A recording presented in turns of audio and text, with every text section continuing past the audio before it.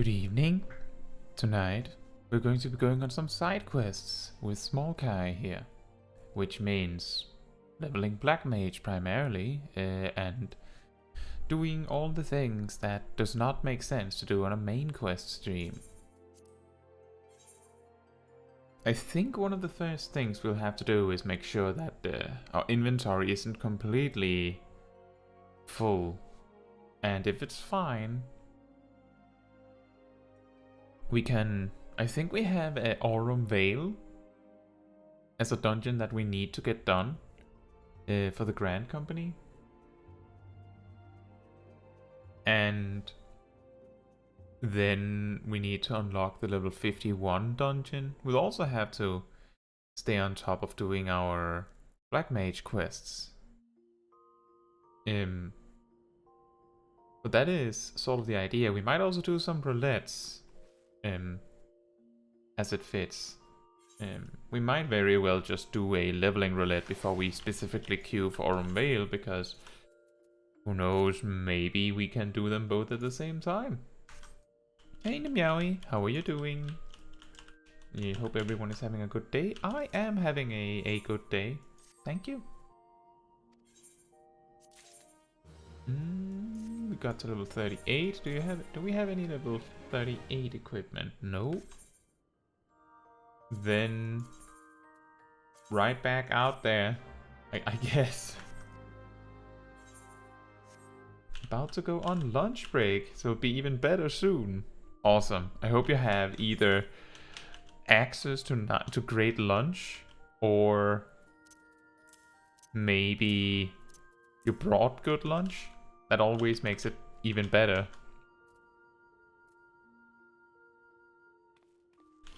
And hey Tracy, how are you doing?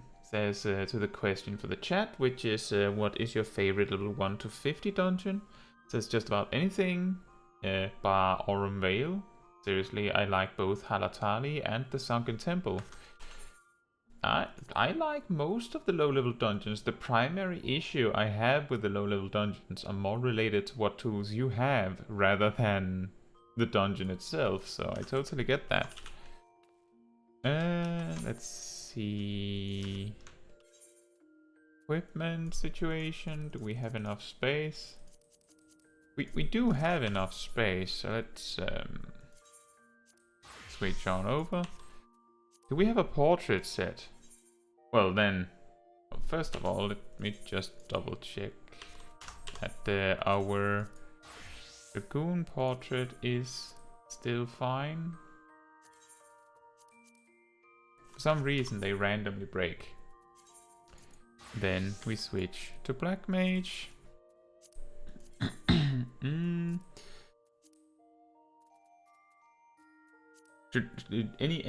good suggestions? What did we actually do with the other one? Yeah, that makes sense. Could we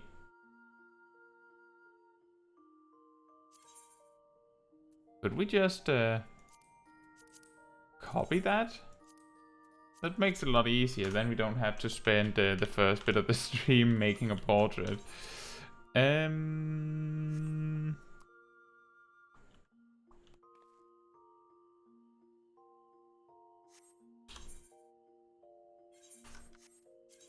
We don't have any job quests lying around, so let's just go into leveling roulette, I think.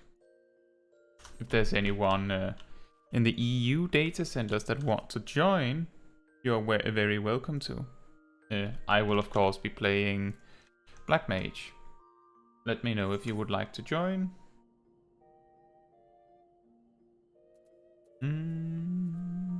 I'll go to Britannia, I think, is a decent place to go, since we will eventually have to hand in this Aurum Vale quest.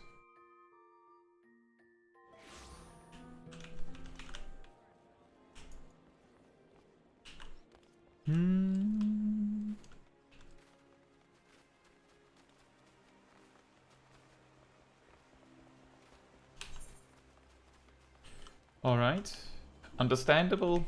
We might very well land in Aurum Vale. And we also have 8 minutes, so now we have to find something else to do while we look.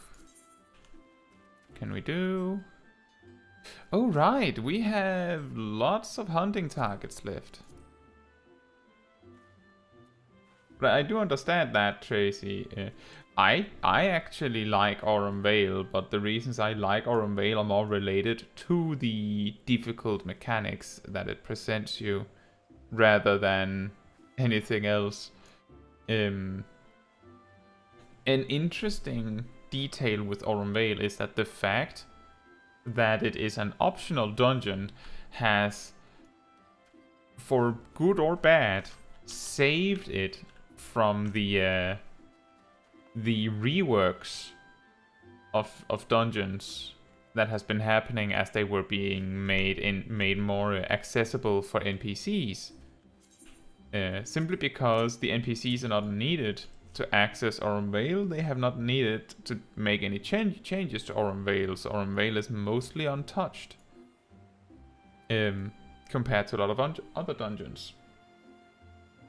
And what that means is that a lot of things that used to be super interesting and helpful or are useful to know how to do in A Realm Reborn. Tracy says I would join you, but I don't think I have any job at a low enough level. I mean, there is downscaling, so if we do leveling roulette, what would happen is that we would be put into a low-level dungeon, possibly, and then you would just be scaled to match. So if you want to join, you can use any job that is reasonably any job that is high enough level to do leveling roulette.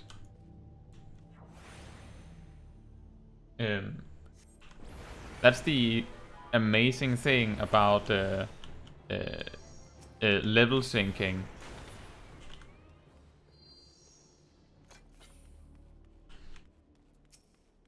Hey Alif, how are you doing?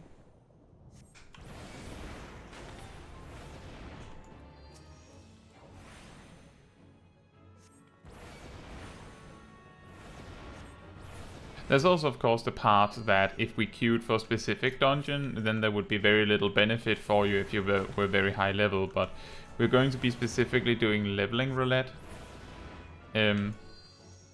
So that means that the majority of the experience that you would earn would be scaled to your level.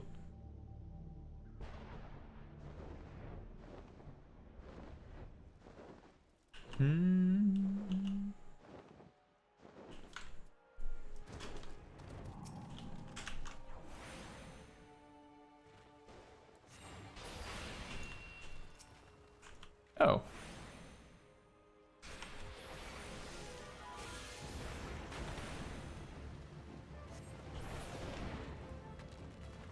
Are you on the EU data center, Alif? Because then you can also join. I just need to know if you're coming. Then I can cancel the queue. And Tracy says most are level 60 or above. So the way that leveling roulette works is that if you queue together, it will simply choose from the list of leveling dungeons. So whichever dungeons are in that list, and that is most dungeons that are not at like a strict level 50 or 60. And it will simply choose from the list that all of the chosen jobs and levels can do. So if I'm level 50 and you're level, I don't know, 70, then you can... Then we can queue together and we will just land in anything between level 15 and 50. The only jobs that wouldn't gain any experience from it would be level 90, but even if you're level 90, then you get a different reward. Alif says they're on Oceania. Ravana. Oh, okay. Still waiting for regional travel.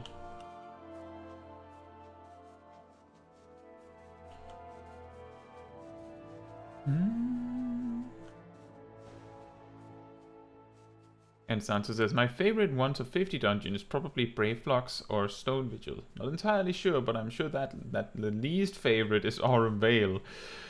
it's funny that Aurum Vale is so hated. Because Aurum Vale is so brutally evil as a dungeon. Because it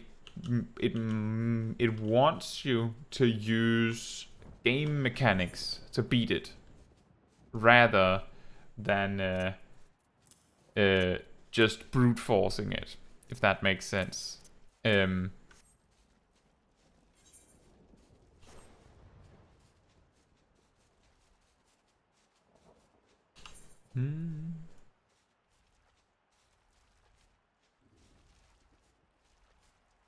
Sansa says, problem with Aurum Vale, for me at least, is that it's a level 47 dungeon, but need to play it to 51 to level jobs. Tanking it with the Sprout Healer is definitely an experience as well. One time, a long time ago, by the way,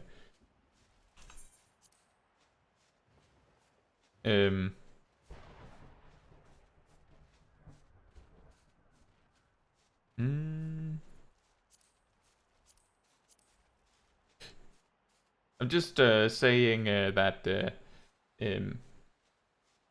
as I mentioned before, that if you are an EU data center, you're welcome to come along. But the longer that I am in the queue, the more time it means that we reset back. If you show up like when I'm almost in a dungeon, then if you're also a DPS, then we have to wait the full queue again. Which is why I'm getting like I get more hesitant to like reset the queue as the timer goes on. Just want to mention that.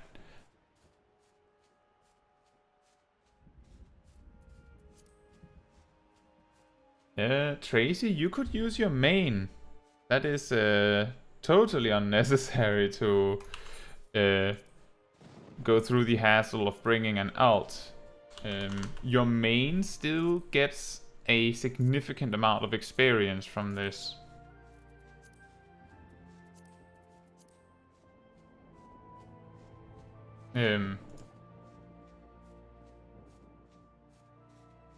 There's going to be more group content we're doing today, so don't worry about it, Tracy. Let me just reiterate what I was saying before. It's not entirely intuitive, these things.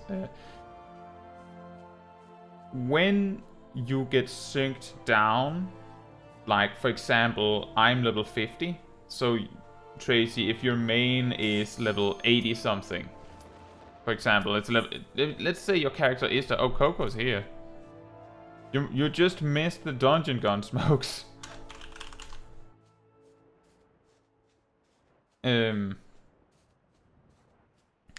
But if you're level 80 and I'm level 50, if we queued specifically for Aurum Vale, then I would get very good experience. You would not. You would get experience scale to what Aurum Vale gives. So if you're within that level range, the experience is good. If, on the other hand... which dungeon did we get? Did we get the Hawk Manor and I just haven't set the cutscene skipping on? Yep. I'll have to remember that after the dungeon. But if we queue for leveling roulette, specifically leveling roulette or any other roulette, then the daily reward scales with your level. So that means you will get the experience for doing Aurum Vale.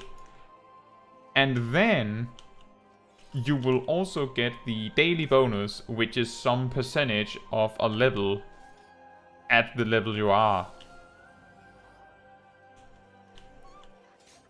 So that means that you can play like with any job. Actually, like often I will do my daily duty roulettes, like of all sorts, as a max level on my main, because those technically still give me relevant rewards. Leveling roulette isn't the most efficient to use for daily rewards if it's not experience you're after. But other than that, it's decent. So I do recommend that you can just play your main if you want to. It's not to say that you can't play an alt, but I just want you to be aware that you do not have to like bring out an alt for this to be worth it. This is not like your other MMOs where you'd need a low-level alt to play with your low-level friends. That is entirely optional. Uh-oh, the tank is dead.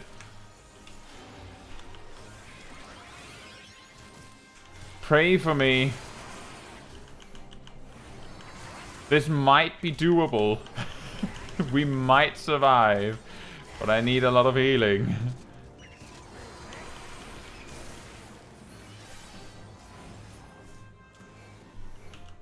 Wow.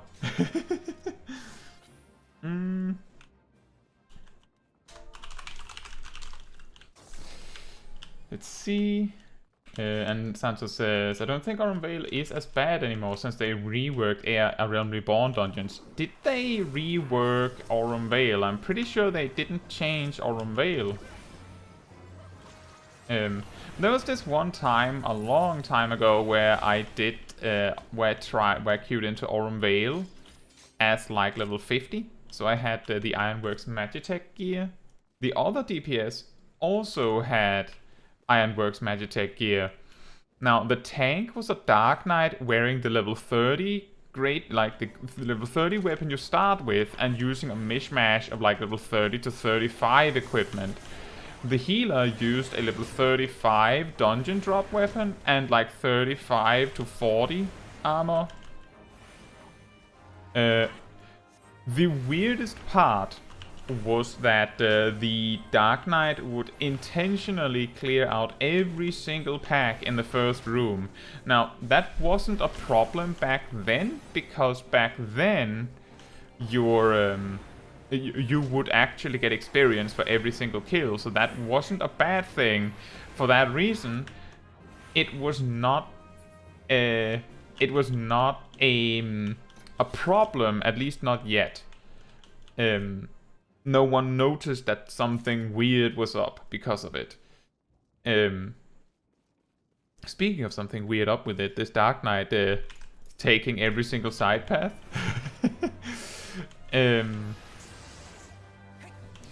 But when we got to the... but we did notice that the tank had a really hard time holding aggro. And they had a really hard time surviving damage. And the healer had a hard time keeping people alive.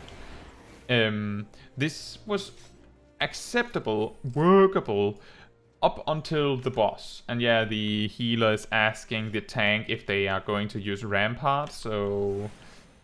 And the tank is spamming AoE on single target. Alright, this might be a brutal dungeon.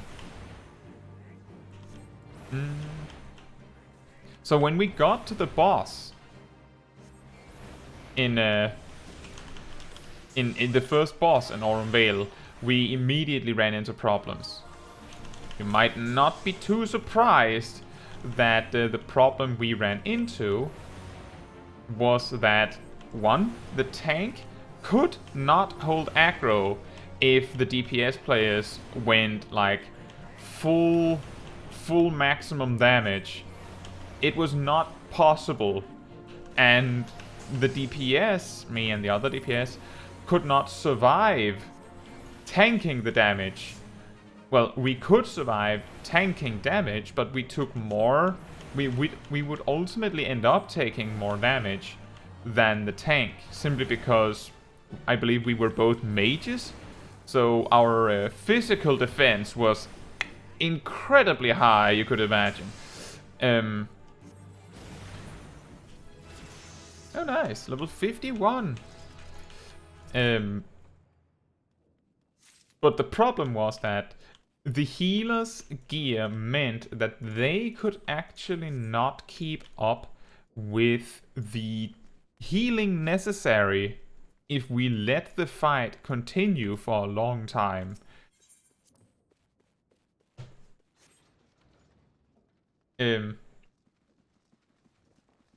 So what happened, so the issue we ran into was that the healer couldn't heal enough for us to take it slow, and the tank couldn't do enough enmity for us to take it fast.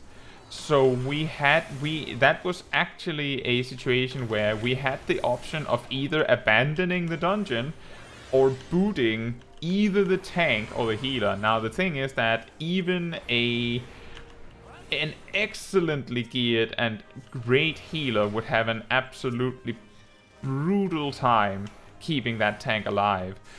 But a good, well-geared tank would probably be able to get by with the healer.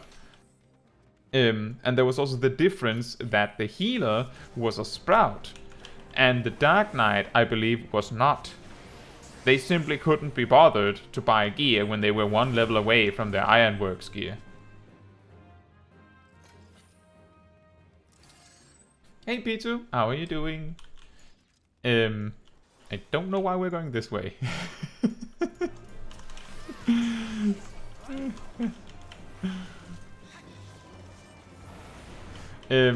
Yeah, exactly, Santo. At least buy a weapon or something. Like, they were actually genuinely using the level 50 weapon, and when we asked them about it, and the thing is, this surprised me so much that you can see I still remember this exchange to this day. This Dark Knight, their reasoning for why they didn't have decent gear was simply put that they had been leveling by doing Palace of the Dead, and they just felt like they needed a change of pace. But they hadn't considered the fact that that would require gear. Well, they didn't say that. They specifically said that they didn't care that it required gear. And when we brought up the fact that it is genuinely not possible for us to beat the dungeon, specifically because this person had met up unprepared, they said, "Okay, so kick me." Now the problem is that you can't kick someone for being poorly geared. That's technically not a reason for getting booted from parties, which is a good thing at times, but still a bit annoying sometimes. If someone if it seems like they're deliberately not prepared. And so we said, no, you have to leave yourself. Ultimately, we ended up just abandoning the dungeon entirely because, well, even if we had found a different tank, we needed a stellar tank to compensate for the healer as well. So it was just easier to like leave it. Yeah, exactly, Sansu. I highly advise against leveling jobs in Palace of the Dead because I think it's very boring.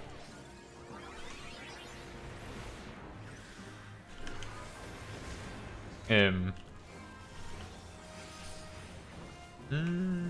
feel like I'm falling behind on the chat a bit here. Let's see.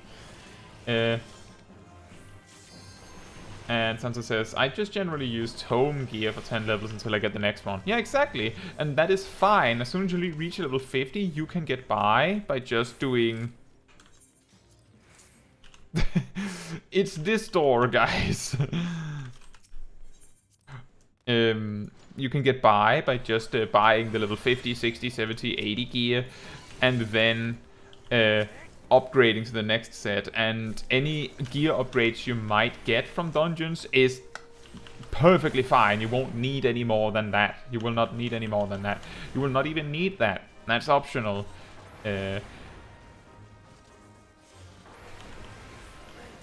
So on like I would do the same. I have done the same. I have typically leveled jobs in like roles at a time when I was leveling a lot back in the day. Wait a minute. Oh right, we did get the key. I picked it up myself.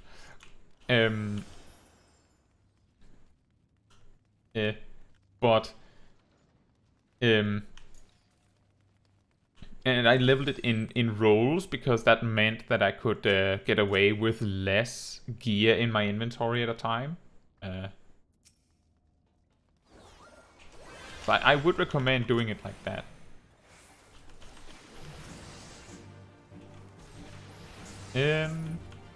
And Peter says, I see you joined the dark side with Black Mage. Yeah, it's actually been a long time now since we've progressed on Black Mage. We had a single side quest stream a long time ago by now. And then it has only been a little bit when we finished an expansion a little early in the stream, so there was a lot of time to spare.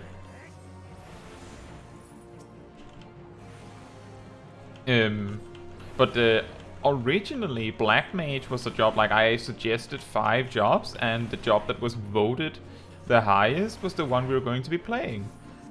And Black Mage was the one that people wanted. So Black Mage is what we're playing. And now I've just continued it, because if we pick up a new job every single time, then we're just going to have 100 unfinished projects. Like, imagine if I started every stream, like every main quest stream, by saying, what job do you want me to progress as? And if you choose one that I can't progress as, I'll just level that instead of doing the main quest.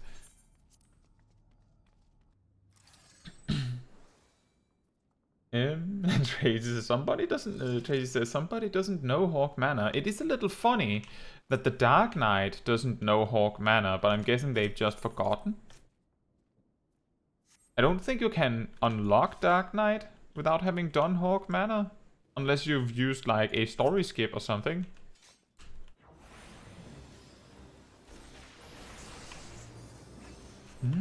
Well, Tracy, if you're working on getting an Amaro, one way to go about it is to do your leveling roulette every day, and one way to make it more fun is to do it with friends, even if they're lower level than you.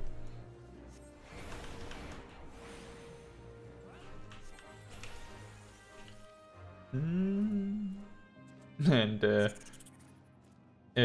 Santo and Pito, and I think everyone here is agreeing that Palace of the Dead is boring. I need to fix my story skipping here, or my cutscene skipping when I've already seen them. And the only advantage of Palace of the Dead is, as you both point out, that you get access to your skills very early. If you're on the fence about a job, and you've seen like, oh, actually they get these pretty cool actions at level 60 or at level 50 or something, and you want to experiment with that, that is actually a very, very nice way to have to get a little taste of what actions you get. That is a really, really good advantage of Palace of the Dead. But beyond this, I don't think there's one of the best parts of Palace of the Dead is more the fact that you can level quite handily without having gear, or even needing to deal with long queues. Like, if you're leveling as a DPS, then Palace of the Dead is an option that, oops, oh dear, that lets you level efficiently, or at least time efficiently, without having to deal with the queues. What in the world? Was that the Dark Knight interrupting? That would be absolutely incredible. And there's the tank limit break. I mean, it's not like any of the DPS in the group are very well suited to use it now.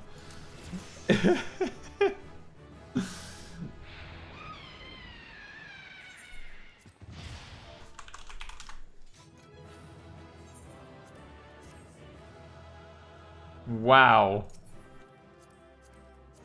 What a roller coaster that was.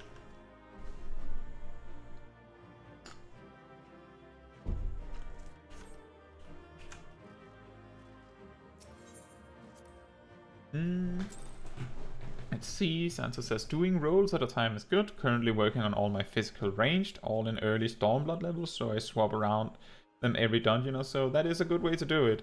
The best part being if you can, you know, have just the one, like one set of gear at a time. That helps so much. And oh look, Coco's here. As Alif mentioned earlier, Coco is almost always on the streams. That's correct. They take the time out of their day to hang out.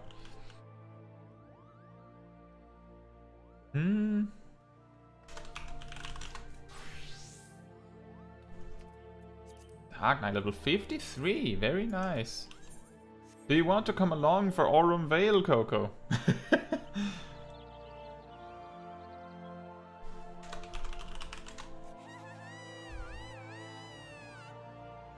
I wouldn't force you along. That's the spirit. Tracy, did you want to come for Aurum Vale? That one is specifically, you know, level 47 dungeon, so if you want to get the significant amount of experience value out of it, you need a job in that level range, but you don't have to join. You literally also opened, I believe you opened the stream by pointing out that that's the only level 1 to 50 dungeon you don't like. So I totally understand if you'd rather pass on that one. Nope, that's fine, Tracy. You're excused. And Peter says, I have a challenge, level 49 to 90, only during Aurum Vale roulettes. You know what? Aurum Vale will use to give more experience, I'm pretty sure. Beep.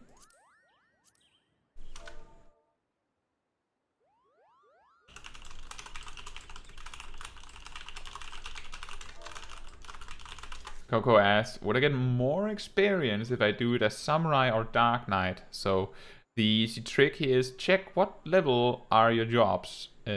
The amount of experience that Aurum Vale will give you is going to be fixed. So if we queue specifically for Aurum Vale, let's say Aurum Vale gives, I don't know, 500,000 experience.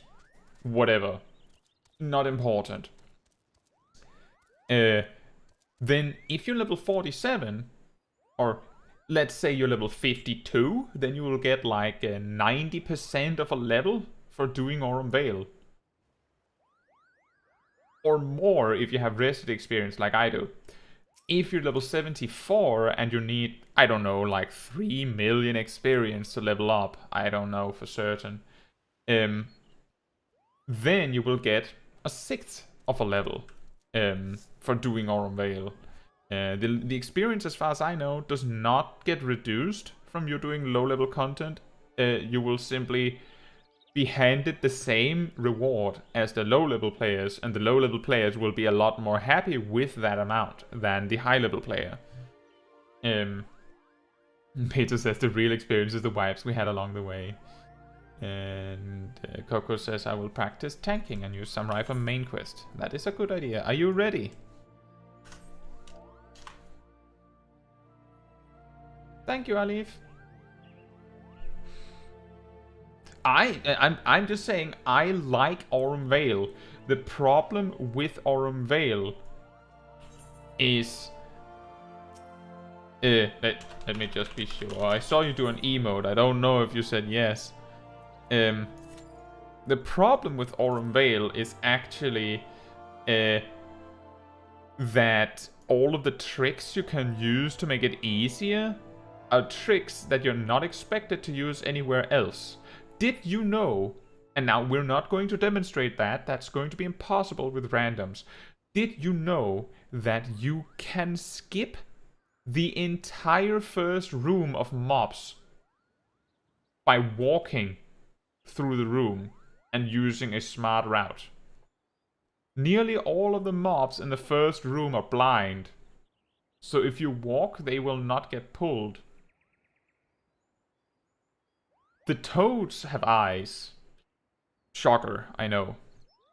But that's the thing. If you use a clever route, you can actually skip the first room. I don't remember if it is hug the left wall, but the strategy that most tanks use these days for pulling the first room is to just pull the mobs on the way as you hug the wall on the left. That minimizes the amount of mobs that you will pull. Now, another trick that you can use when doing that is this. Many of the mobs in the first room are ranged. Also not very common in high-level dungeons these days. So you can line of sight them to get them to you, rather than having to pull to them, which tends to be in a lot more risky positions. If you simply make it so that there's a wall between you and the ranged enemy will run to you. Or at least run until they pass that wall, so that they can reach you again. That means that if you pull, like if you wall-to-wall pull, hypothetically, all the mobs in the first room as you hug the wall on the left, into the boss room and just like turn the first corner on your left, and hide behind that, then all of the mobs will bunch up right there. That's how blue mages speedrun that first room and clear it in about 20 seconds. Pull everything, freeze it, destroy it. And that is the easiest way to pile up all of the enemies.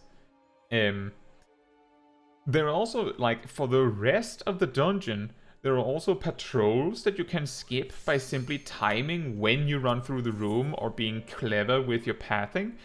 And there's the marble fruits. Those ads are a lot easier to kill while they haven't hatched yet. But when they hatch, it's a little more complicated to deal with. Here's a fun fact. The marble fruits, back when individual mobs and dungeons used to give experience, they don't anymore, now it's just the bosses, but back when they did, the fruits actually gave like 1/10 of the experience the actual ads gave. So if you were in there maximizing experience, it was actually more experience, like XP efficient, to let the fruits hatch. Also, I specifically remember that the fruits gave 6,666 experience. Only goes to show how evil this dungeon is, am I right?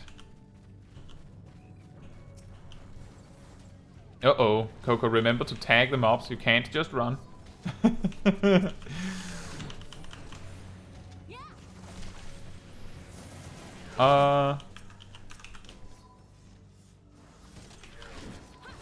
Uh-oh. I'm here being scared with the amount of mobs that we have, and then I bot pull the next pack myself in my fear. I'm sorry about that. Living Dead if you have it. Living Dead if you have it.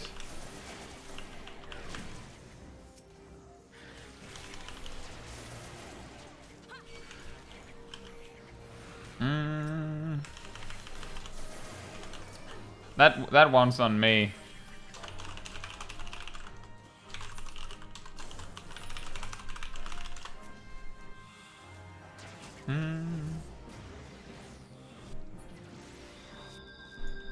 Oh right, you don't have Living Dead. I'm the idiot. That's level 50.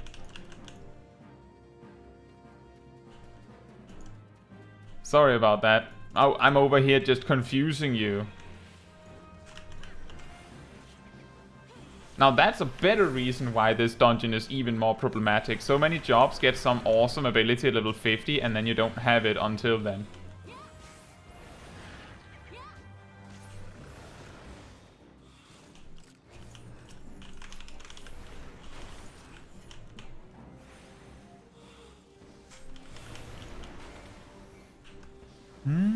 I don't know why I did the transpose that. I'm still level 30 in my mind. And Santos says mob skipping like it's WoW Mythic Plus. Indeed.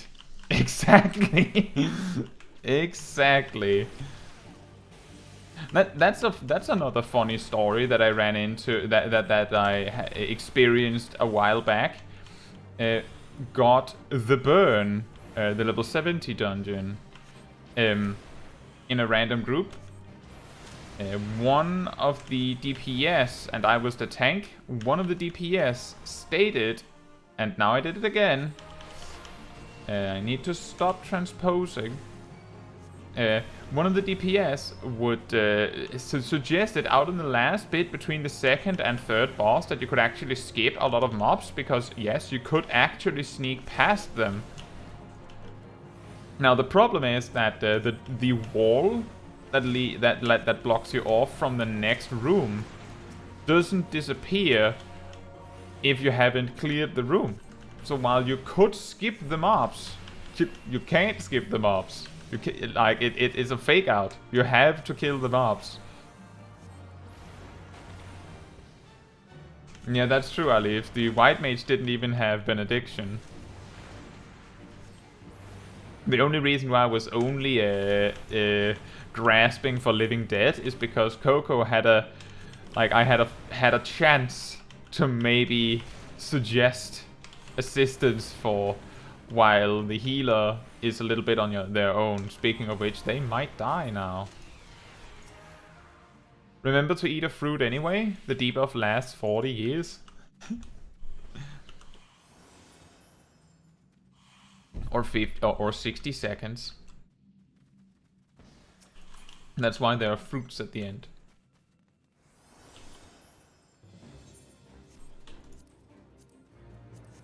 These marble seedlings, they are a lot more threatening than the marble fruits, but they also, as I said, they gave like 10 times more experience, or they gave 10 times more experience than the fruits. So if you were in a group that was primarily level 50s or so, there was a good reason behind letting the fruits hatch, because they would give you way more experience if you did. And Tracy says, what a surprise, no one wants to do Aurum Vale. Yeah, when you have to learn all these gimmicks of this dungeon that no other dungeon in the game uses. I get that. I get that. I just like it, but that's probably also because I like learning weird dungeon-specific gimmicks. I liked doing Mythic Plus dungeons in World of Warcraft more than I liked raiding in World of Warcraft. Because there was a lot more... Like, I like dungeons better than I like doing raids. That's probably the real answer to this. I was very excited for Criterion dungeons when they were coming out, because I thought it was going to be like that. But then it wasn't quite like that. And Sansa says it can get really toxic in pickup groups really easily.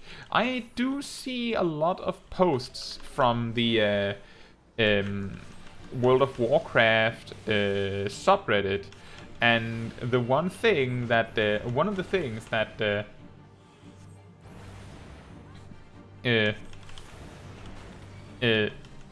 one of the things that I see the most of memes about in that subreddit, or at least posts about, is things like someone leaving because the DPS wasn't high enough in the first pull. Ridiculous things like that. Naleep says, oh, that's the one. You guys skipped the patrolling mobs. Exactly. I got the impression that Coco was pushing to pull extra on that pull specifically to pass the patrol.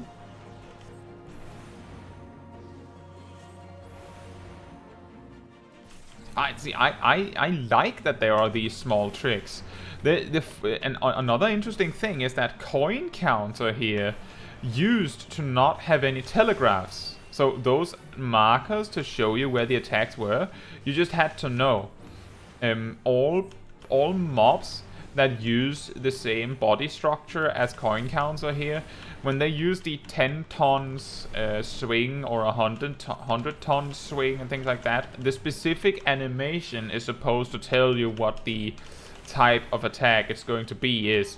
And you're simply supposed to know, because you're never told the cone or the circle. And this is one of the first times you would be normally introduced to that fact. A fun fact about that is that the cone laser that he uses, I didn't know that it was actually like more like a donut cone than like a complete cone. So I never would stand in front of him for it. But now that we have the real telegraph to see and to compare, it's very obvious that you can just stand right in front of the boss and you'd be fine. But I liked that aspect, that it was a boss that you had to just like learn where his attacks land. Invisible telegraph bosses are really interesting. But they also tend to be very, very punishing to fight.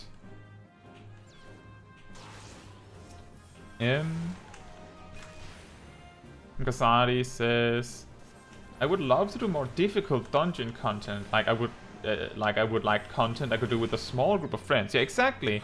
That is actually one of the biggest reasons why I loved doing hard dungeon content, was because I could, in World of Warcraft and also in Final Fantasy XIV, technically, I can produce a 4-man group. I can present a 4-man group or a 5-man group that is capable, so that we can do hard content together. But I can't present an 8-man group that can do savage content. I can't do that. So that makes savage raiding too difficult. That's why my free company does morning mount farms, because that's the hardest content we can all participate in. Which I do recommend if you have some friends that aren't, like, if your friend group isn't that good at the game, do mount farms. As you get to the more recent trials, you get more difficult encounters, and who knows, maybe your friend group is suddenly, like, have accumulated experience with the game to the point where they can actually do savage, or at least are interested enough to give it a try. Like, old content unsynced is like the Savage Light, to get a taste of it, taste for it. But I absolutely agree that we need more like small group content. And that's what I thought Criterion dungeons were going to be, and then it kind of wasn't. It's a 4-man dungeon, and it's like it has a savage version. But the combination of factors mean that it doesn't really feel like savage content. You don't have that much motivation to do it.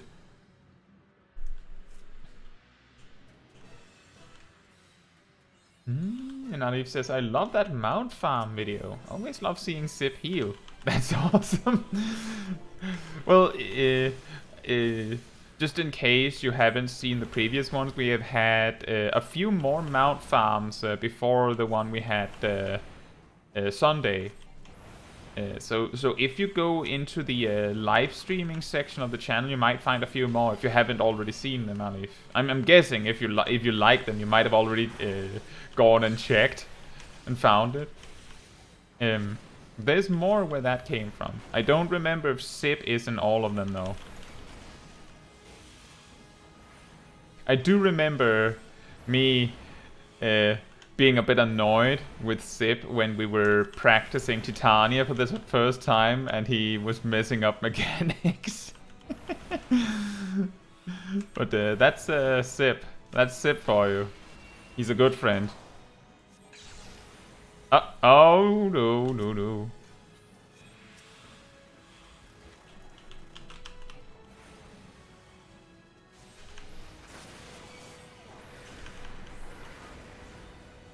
Nice.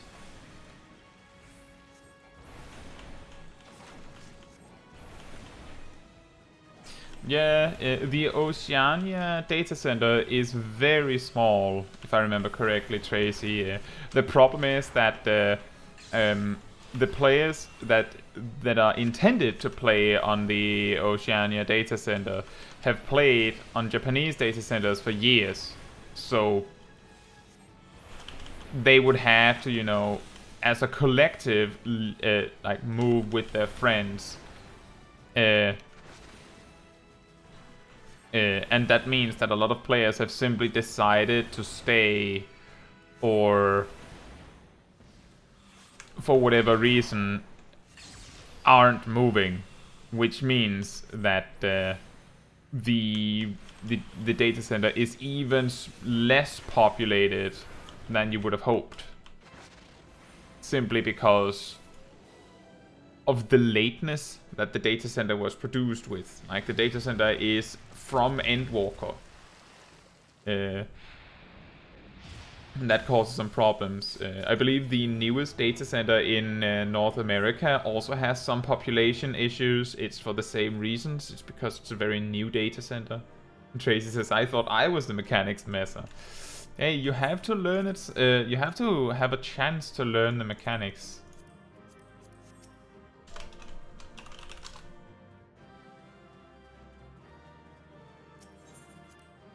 Everyone gets their, like, has their first time with the dungeon, or even their 10th time. We're not all equally quick at learning things.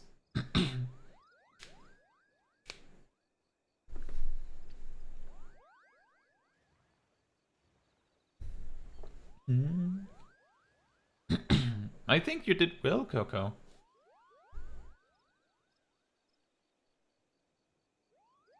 Let me see if there's any more hunt marks in this area. I don't think there would be. On South Route. Okay, in that case, let's check up on the Grand Company.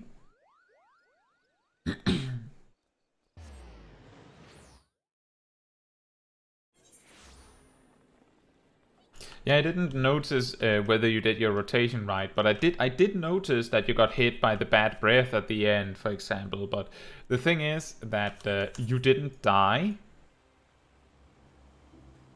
And I didn't notice you casting AoE on single target, which already made you automatically better than the random Dark Knight in Hawk Manor before.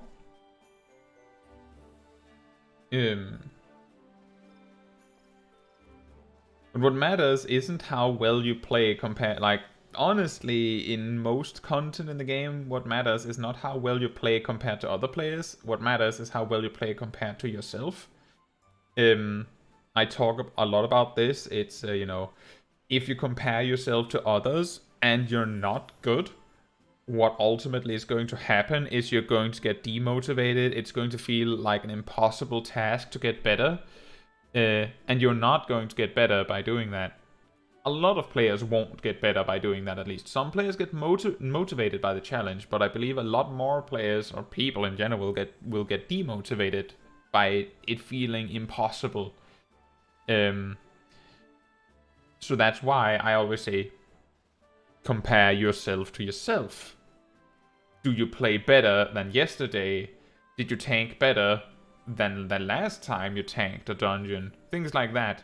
Did you make fewer mistakes? Did you do something that you didn't normally do? Did you take a chance that you wouldn't normally, and did you beat it? Did you not beat it? Did you mind?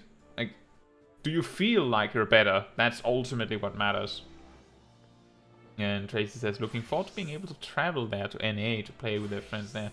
I actually have tried to get friends, like real friends, like in real life friends, to play Final Fantasy XIV multiple times, and in every case they have either not really given it a proper go, because the amount of story that is put in their face immediately is too much. And the one that got further he beat the A Realm Reborn story. Like, you beat the A Realm Reborn story. No, he beat the A Realm Reborn story, including the post game. He got to Heavensward. Like, he could see the light at the end of the tunnel. Like, now it's going to get good, but now he was burned out. Like, that was it. He's done. He couldn't continue any longer. And he hasn't come back to the game since. This is also why, because the mistake he made was that he was just focusing on the main quest, like only main quest, because that's how you get to the quote-unquote good bit. If you're getting burned out on the main quest, do something else. Do something else. Take a break from the game if you need to. But do something else. Don't burn yourself out on doing the main quest. There's so much in the game, so if you just play the main quest when you're not enjoying it, then you're going to not finish. That's also why, as you may have heard me say in the leveling guide, for example, I say only level in ways that you like, even if they're not efficient, because if you do something you like, you'll continue for longer. Using strategies for anything in Final Fantasy XIV works better if it's something that you like. If you don't like it, you're not going to finish. I'm glad to hear that, Alif. And Santos says, nothing wrong with mistakes. Even in Savage or Ultimate, people often make a lot of mistakes. I've actually heard that the best DPS player in something like Savage or Ultimate is the player that will take chances. Which means that the best DPS player, by that logic, in a static where mistakes are a lot more accepted, is the Black Mage that stays in the ley line until 0.1 seconds before they have to move, because they will figure out whether they have to move early or not. They will learn exactly how much they can get away with, but how did they learn that? By dying, being greedy 100 times or 1,000 times. So when you die, when you wipe, that also tells you what you can or cannot get away with. Me just standing my ground in Hawk Manor when our tank died and just kept attacking, praying that the healer would heal me, was me going, well, I know from my experience that if I run, that's not going to change anything. We're probably going to wipe anyway if I do that. So hopefully the healer realizes that I'm standing my ground, I'm using my cooldowns and hoping we'll kill it, and they will heal me. And they did. And that's something I've learned. Actually, I think I've learned that more from doing PvP. Running in PvP doesn't help you much in a lot of cases. You need to know when it's worth to run. And Ian, welcome to the stream. Said, I picked Final Fantasy XIV up in 2021 and beat A Realm Reborn and burned out during A Realm Reborn postgame. Played White Mage. Watching this is nostalgic. Oh. Did you come back to the game? After the burnout? I would guess that you did. And Gunsmoke says Heavensward, or Coco said Heavensward patch content made me go insane, but I pushed through. Fair enough. Let's see what Hilda has to say, by the way. Hvor sejle Hilda. I had no doubts that you would triumph, Sergeant, but the swiftness and surety with which you have done so is impressive indeed. It only took you like a month. It only took you like a month after I put the assignment on you. Then you went and did it, and that took like, I don't know, 15 minutes. As leader of the Yellow Serpents, I have never been prouder of an adventurer under my command. Rest assured that your deeds have been conveyed to the powers that be. I look forward to the day when I can congratulate you on a well-deserved promotion. Okay, so listen, there's this adventurer in our army here that is extremely efficient at what they do. The problem is that you had to book them a month in advance, then they might get around to doing it. but she's really good when she does. And Ian says, I watched your new player guides at the time, but haven't played since. Oh, alright. Well, they have made a lot of the story of A Realm Reborn a lot more concentrated. They removed some of the unnecessary quests.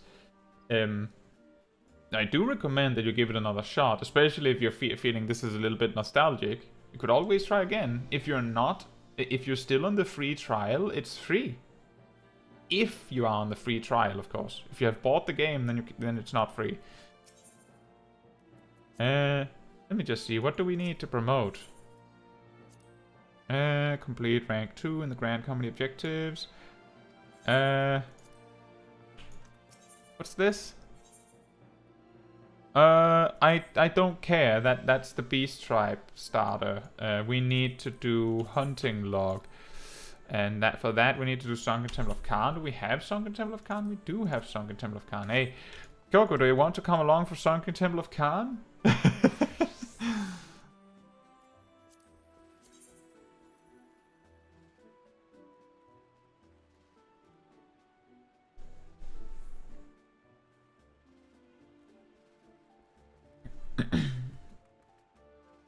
Is it worse than Aurum Vale?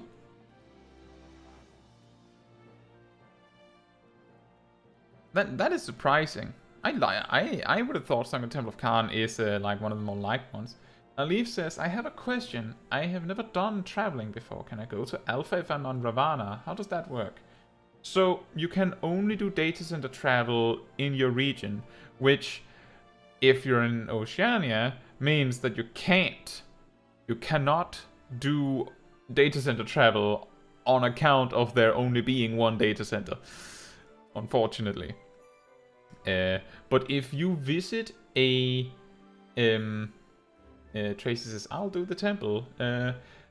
Let me know when you are on Alpha Light, and I will make sure to invite you.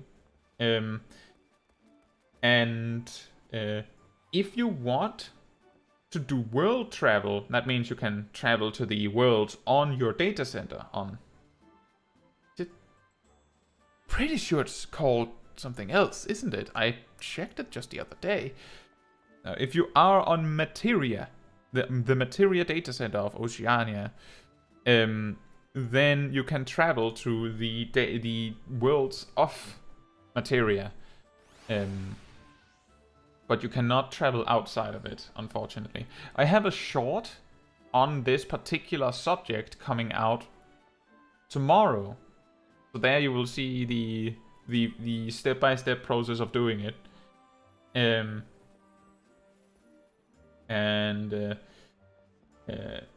Ian says, I bought the bundle at the time. This was during the big mainstream streamer explosion of Final Fantasy XIV. That was... Oh yeah, I remember that.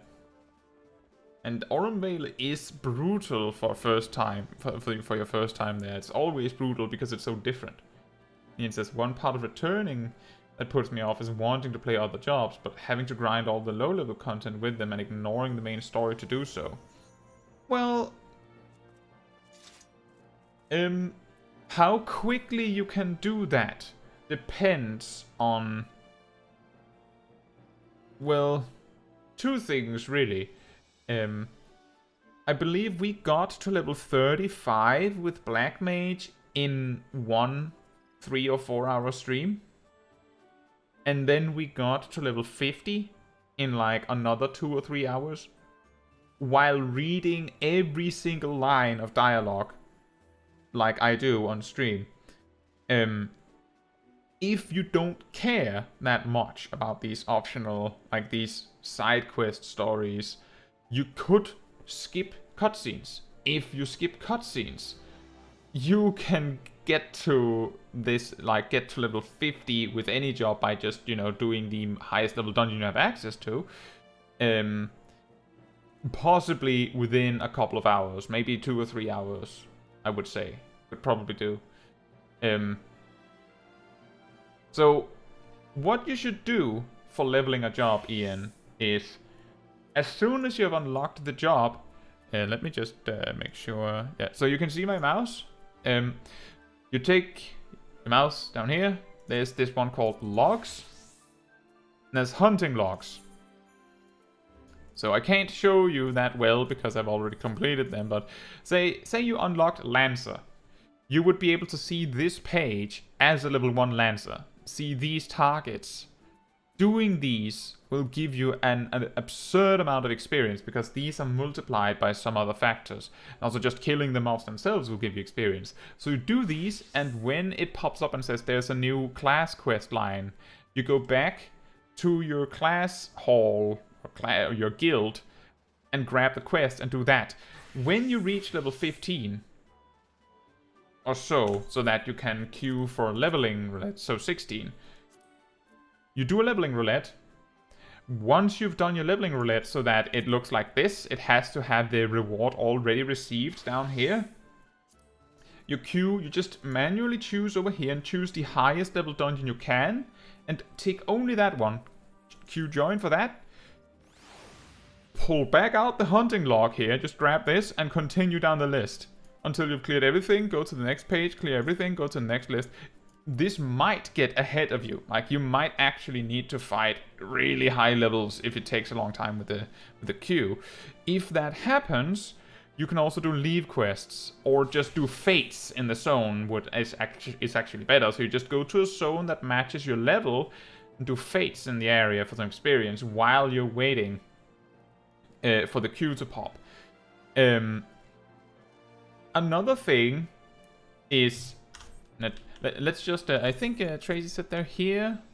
Let me just check my notes. Tracy, there you are. Oh, I'm looking at my notes like, what? Let me just make sure I have the name correct, and then you just appear in front of me. Excellent. Let me just find what I was going to show Ian. So there's this thing called the Smith. If you haven't done this on your healer, then you might want to do that on White Mage as well, just so you have it done. But when you reach level 15, I believe, then... Yep, I see it, Tracy. Then this character, the Smith, would like to talk with you.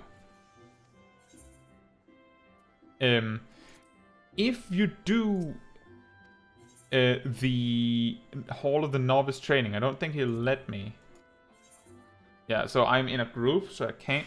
But if you go through this list of tasks, this NPC will gradually hand you an outfit, which includes a chest piece, gloves, pants, and boots. And they're good at level 15, like really good level 15.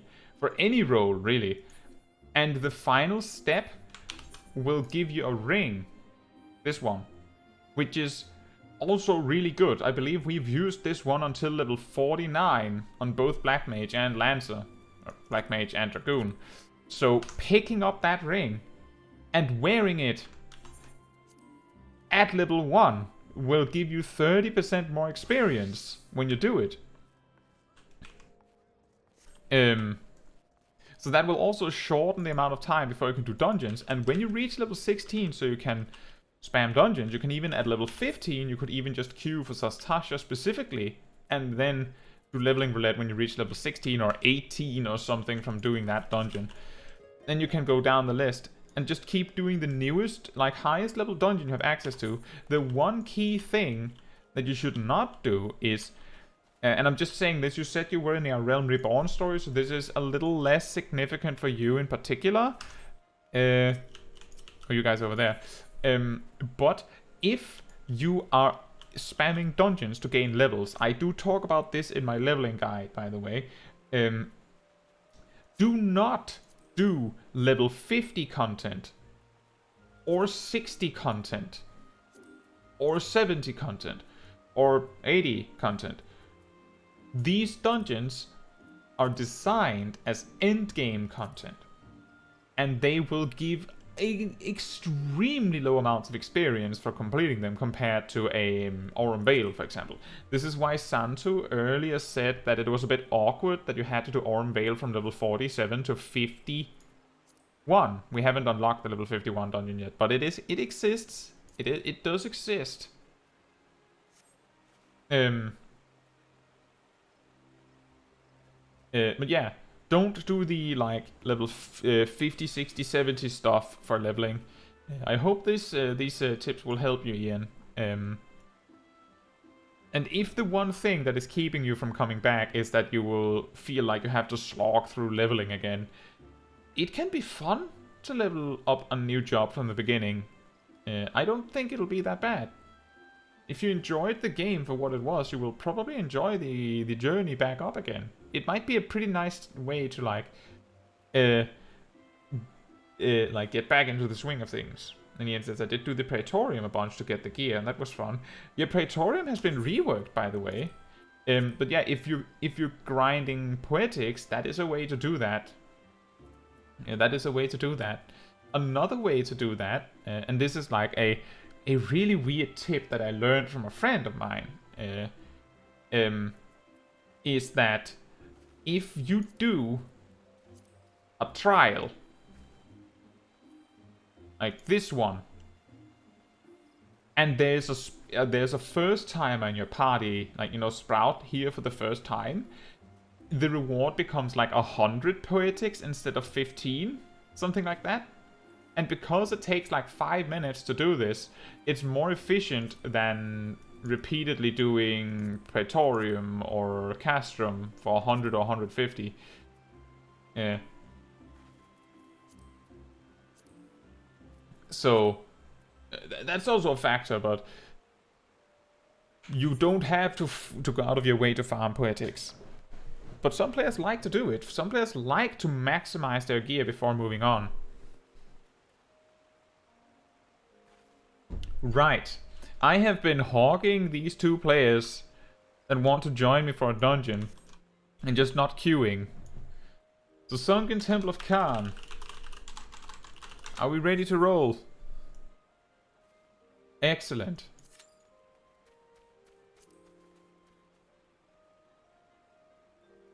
And Ian says, I did not intend such devastation.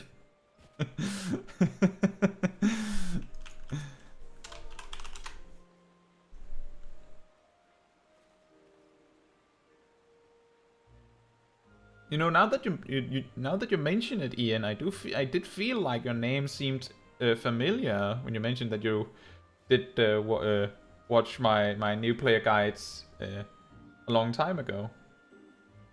That is funny.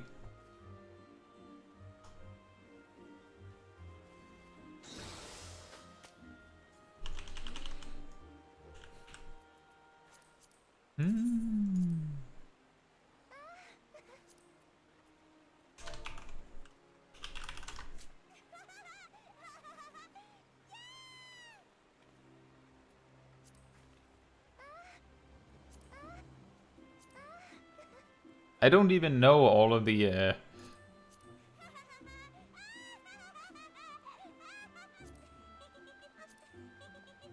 there's so many emotes with sounds that people complain about with Lalas. And I don't know them.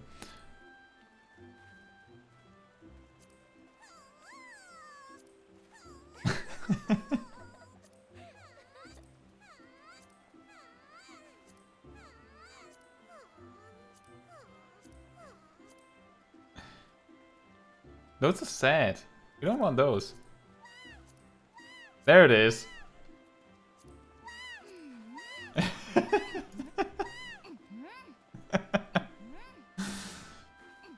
Ian says, they were great for a total noob. Most of the guides skip straight to 50. Most guides skip straight to 90, I'm pretty sure. It's pretty common that the job guides, as far as I know, just focus on how you're playing the job at max level, and then new players can fill in the blanks. I was told recently that my guides stand out because they actually explain what to do rather than just saying what the button does. Which is great. But also a bit of a shame that it's just me doing that.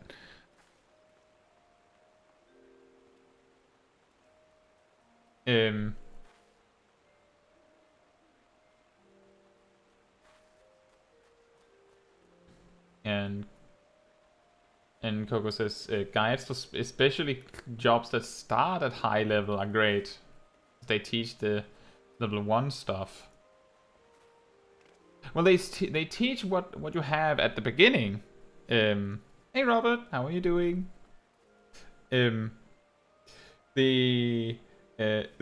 thing with the primers, as I have called them, the starter guides that start at level 50 or 60 or 70, is that I make guides that cover you until the first set of credits, like going from level 1 to 50. But if the job starts at level 50 or 60 or 70, then we have to start there.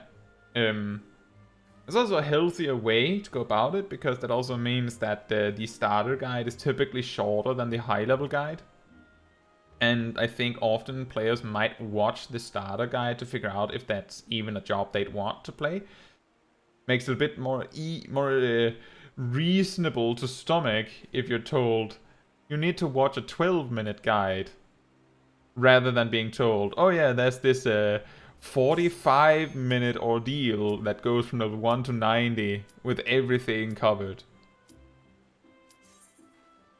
Ian says, my level 50 White Mage gameplay came down to spam holy.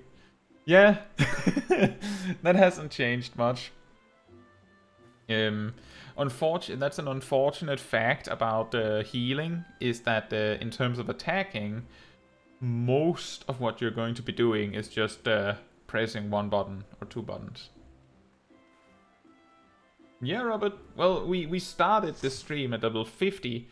We've done a little bit of Black Mage leveling on previous streams. I still haven't set the auto skip on cutscenes we have seen before.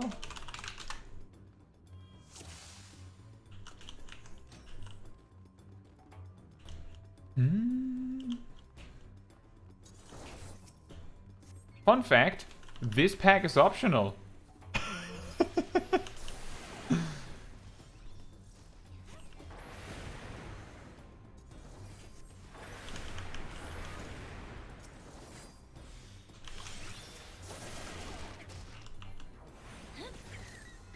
Complex rotations are terrifying. In that case, Ian, I don't know if you've had your eye on a specific job that you would like to try if you get back into the game, but if you don't, then I would recommend Summoner. If you want a DPS. If you want a tank, then Warrior or Paladin are both relatively approachable if you don't want a too complicated rotation. Robin says, I didn't know you started at 50. Yeah, I think we had a Sidequest stream like over half a year ago, where we got to level 35, and then we had one of the main quest streams where we finished we reached credits so that we would have to continue like next time to make it fit properly. So I just went and had like a surprise side quest stream where we got to 50. So we had some time to get that. But still, I do think... Oh look, those are my targets.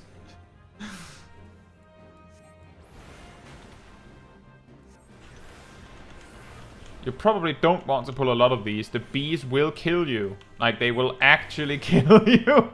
You are really, really going to die, Coco.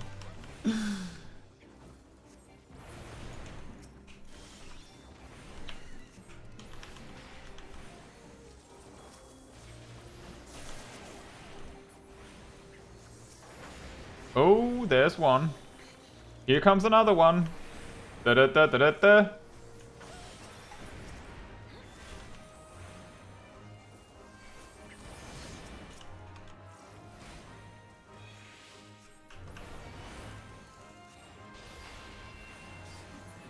Not the bees!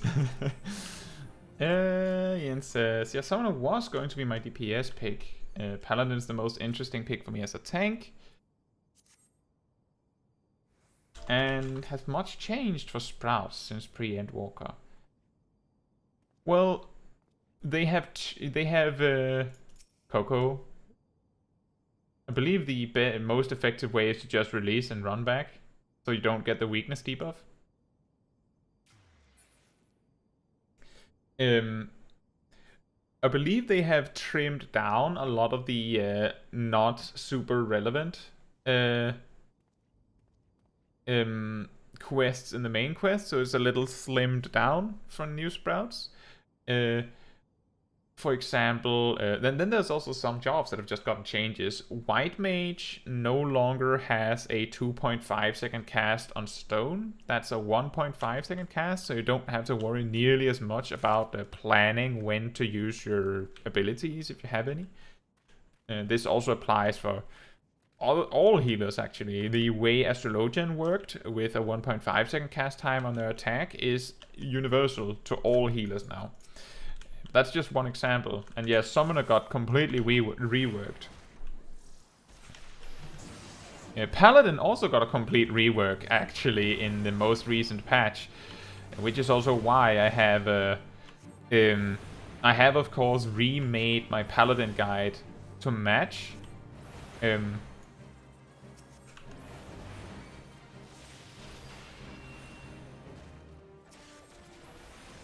But I am working my way through updating all of the guides, as I've mentioned before. Remember with this boss, if you get the Doom debuff from the Mortal Roar, I believe it's called. This one, Mortal Ray, you need to step on the glowing platform. Oh boy, I think our healer might die. Okay, they got it in the very last second.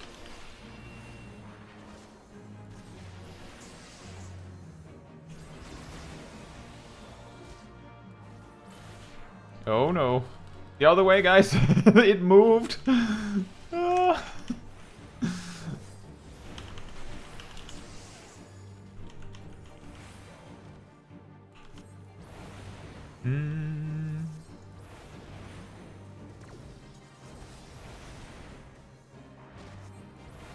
Did you... I think you used interject there. I think... remember, your interject only works if the cast bar is pulsing and blinking. If it isn't pulsing or anything, then you can't interrupt it. You can try a stun. That often works on low-level dungeon bosses. I think that would have worked on this boss.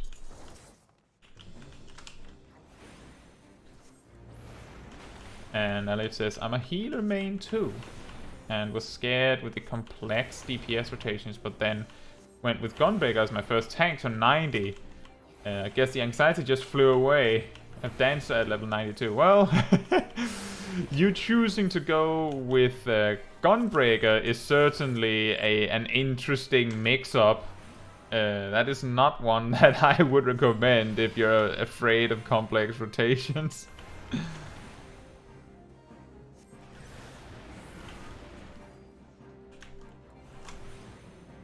Fun fact, these heads are optional.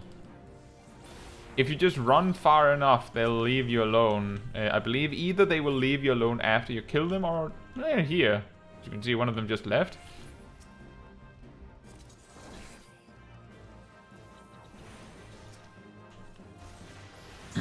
Dancer is a good choice if you don't want a too complicated rotation. As it is mostly just randomness, more so than... a super deep rotation. Like, it has a complex burst and things like that. Like, you can make it complicated, but it is certainly one of the easier jobs to get started with. Oh boy, that got a little close.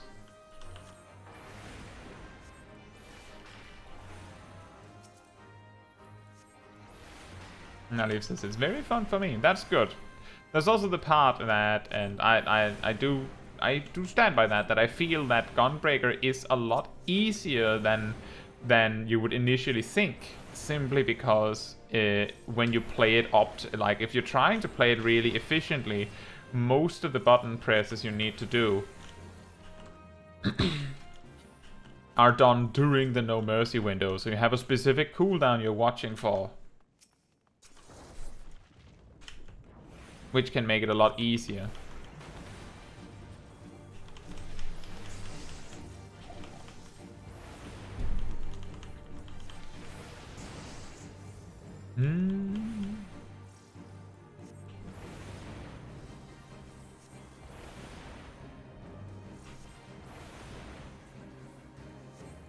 Santo says, the thing about Gunbreaker that kind of irritates me is there's not much optimization. I like niche optimization, but Gunbreaker really lacks basically any of it. That is a good point. And Santo is our local Gunbreaker main. So if there's anyone in the stream chat that I would trust to know this, it would be Santo. This is something that I have brought up in my recent guide on the hardest jobs in Final Fantasy XIV, which is of course a subjective video. Each player finds different things difficult. The key thing that made me say that I think that Dark Knight is more difficult than Gunbreaker is specifically because it has a lot of niche optimization tricks, which Gunbreaker doesn't really have in the same capacity. Like there's the thing that I know I've been told about, that you can, that in P8S you might have to use your AoE combo at times to make sure that your burst comes out properly. And things like that, but I don't know if that's very impressive as a niche optimization trick. And Santo continues to say, sometimes in 90 ultimates, you might not want to burst strike at the end of No Mercy to save that cartridge for the next burst. That's also a good example.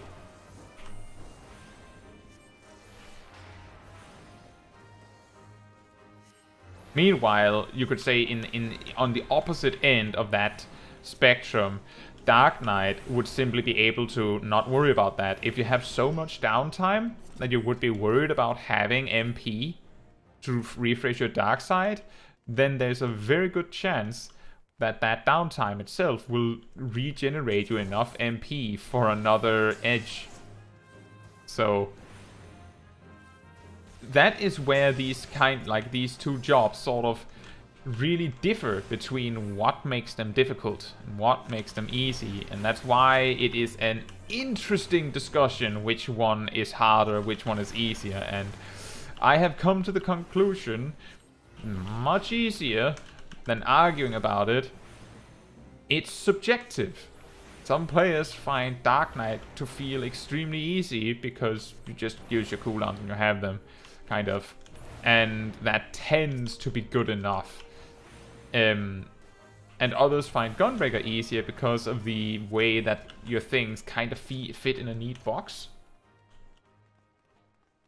And that's also true, Santo. Dark Knight can use TBN to stockpile extra edge for later, and I like the fact that that you can shorthand that action to edge, because that means that Dark Knights can stockpile edginess. They can stockpile the edge for later. and it can actually mean that that's something that they can actually do. Yeah, you think Reaper is the edgy job? The edgiest job in Final Fantasy XIV? Can your Reaper stockpile... Uh-oh, our healer's dead. Can your Reaper stockpile edge for later?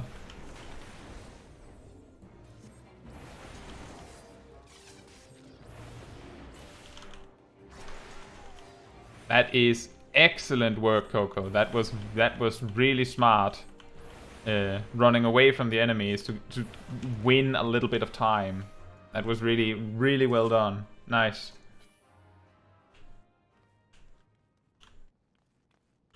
Quick thinking too. Alif says, There's a lot more to learn. I just finished Endwalker, so I don't have that much experience with optimization. Optimization is mostly optional.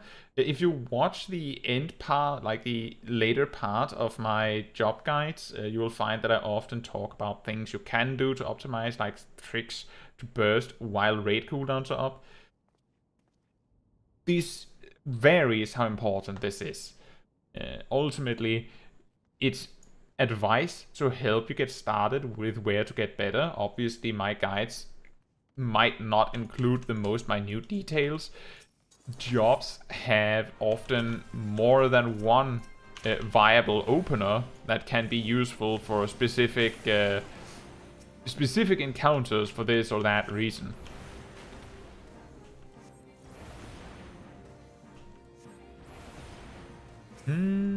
By the way, Tracy, on AoE, you should use the Thunder 2 and the Arrow 2, and then Scatter. So you don't have to cast a long spell twice.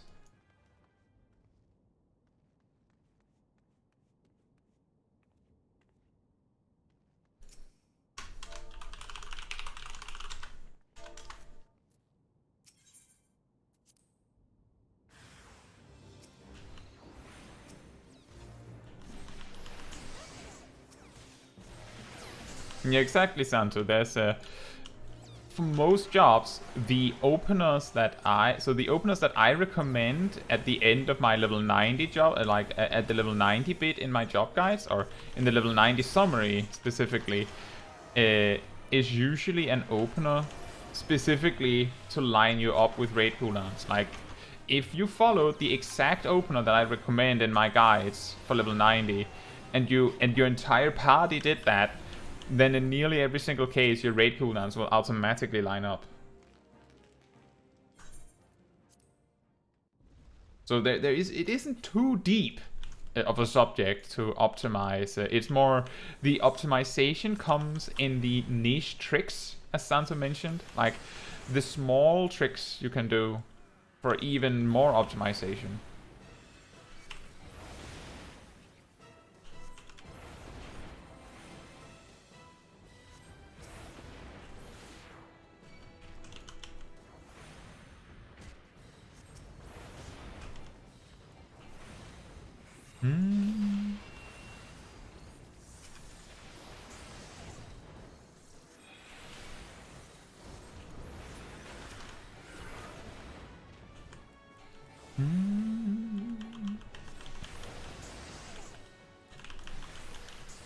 Oh, there's another one.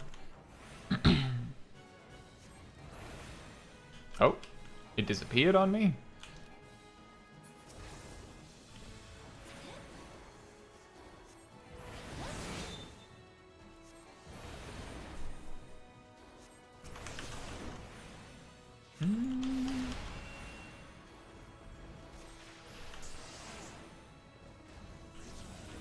Oh, another one.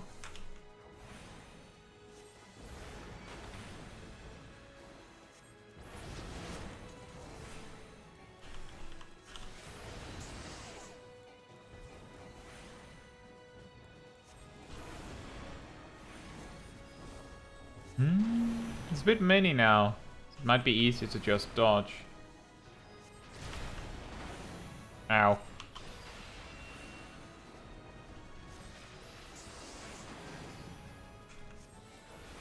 Just occurred to me that we could have used Limit Break on the 3 mobs in the last room with the scales. Yeah.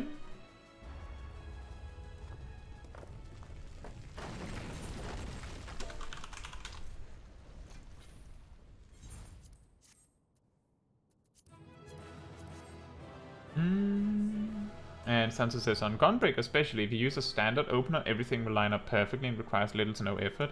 Exactly.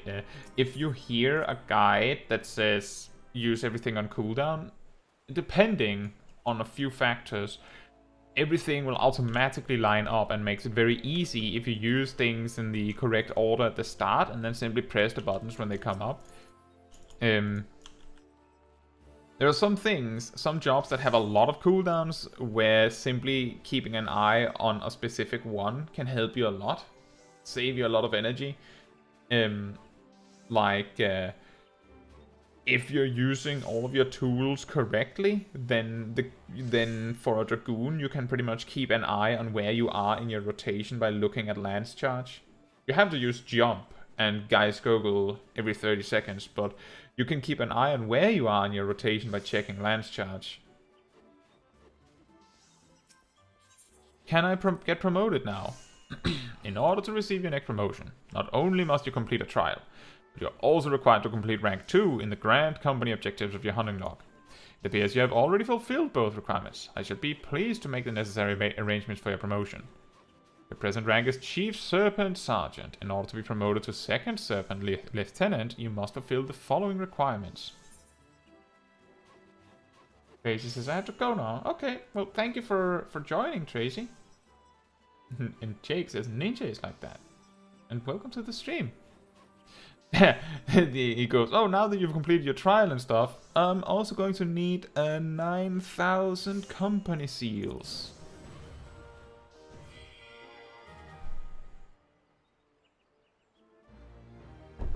In the sight of the elementals, I hereby confer upon you the rank of Second Serpent Lieutenant.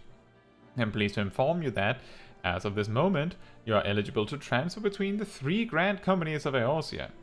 That a greater number of able adventurers might elect to join the Grand Companies collectively, the Council of the Alliance leadership recently introduced a system whereby members of an organization may freely transfer to another. Should you decide to shift your allegiance, you need but present yourself to the personnel officer of the Grand Company you wish to join. Please be informed that the procedure incurs a registration fee, though payment is waived for first-time transferees.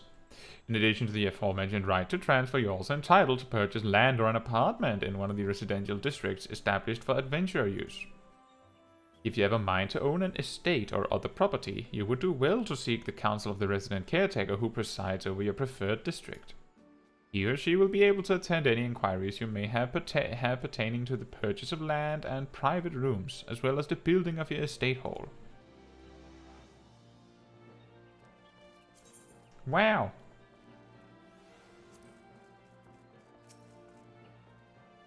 Yet more to tell me. But first, salute. Lieutenant Chaiji, while I'm certain that your duties with the Order of the Twin Adder demand much of your time already, I wondered if I might have a word. I shall get right to the point, Lieutenant. The higher-ups have authorized plans to form a specialized squad, and we are on the lookout for a reliable leader. Your name was at the top of the list. Oh no. You would be responsible for training and commanding a number of adventurer subordinates, and the position also comes with the possibility of further promotion. What say you, Lieutenant? Are you ready to lead? Yes, sure. Excellent. Let's get you acquainted with your second-in-command immediately.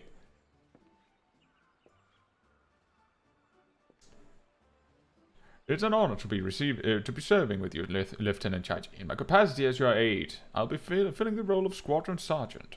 And these eager troops are the inaugural members of our squadron. Form up. Every one of them is a fledgling adventurer who enlisted in the hopes of following in your legendary footsteps. Well, I have some bad news. They're green to the military eye, but we'll harden them up soon enough. When you've a moment to spare, stop by the barracks and we can discuss their training and deployment in greater detail. I'll leave you to it then, Commander. The bad news being that we will probably not be doing Squadron very much. What do you think? I must admit they're raw as soldiers go, but they certainly have potential. I look forward to seeing what you can do with them. Very well, I shan't keep you any longer. Your squadron's barracks can be found through the door at the back of the Adder's Nest. May the matron watch over you.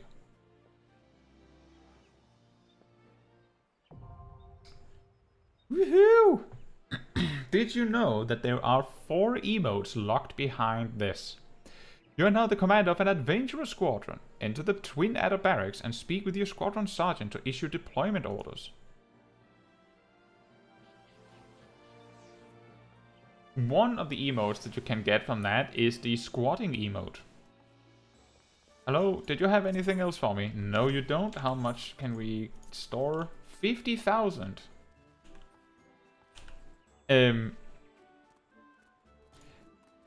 Here's a fun fact. This goes to 90,000. This goes to 90,000. How do you get it to 90,000, you might ask? Well, that door. But we'll not be doing that. Santo says, I'm in a funny situation where well, actually, let me just take that. Jake said, Ninja is like that, referring to the fact that if you use everything on cooldown just right, and you can just follow one button, I'm guessing, to keep track of where you are in your rotation. Because I believe Ninja plans their rotation entirely around trick attack, from my experience. That is a good example. Sansa says, I'm in a funny situation where main Gunbreaker for comfort, but I gotta learn Warrior better and get more comfortable on it for ultimate, since Warrior is just plain better in TOP. Which is probably opposite of what a lot of Warriors went through at start of current Savage Tier. Yeah, in P8S, Warriors realized that they couldn't do enough damage on release. And Sansa says, I did all of this content just for the emotes. Also, I was surprised to learn the rank stop at whatever it was. It stopped at when the menu shows more often. Yes, so you might be wondering what on earth is happening, because I believe the highest rank you can get in your Grand Company is Serpent Captain. And it just stops there. If I remember correctly, there is no way in the game to get any of these higher ranks. None. All of these ranks with the extra pretty icons, inaccessible. I think it was because they simply haven't added anything to it, but if I remember correctly, Squadrons weren't in A Realm Reborn either, so they have added to it. It's just that they add to it so rarely that it feels like it's forgotten content. Well, I guess what you would need to learn the most, Santo, would be to learn where there might be unique timings where you need to deal with your cooldown placement, like when to use inner release in the ultimate. But Warrior has very little like lead up to their burst, if I remember correctly. You need to make sure that you have an Infuriate if you can. And you'd want to have like 50 beast gauge, but beyond that, it's just a matter of keeping your damage buff up, leading up to your burst. It's a lot simpler than Gunbreak, I would say. Hey HK, how are you doing? Smol Kai!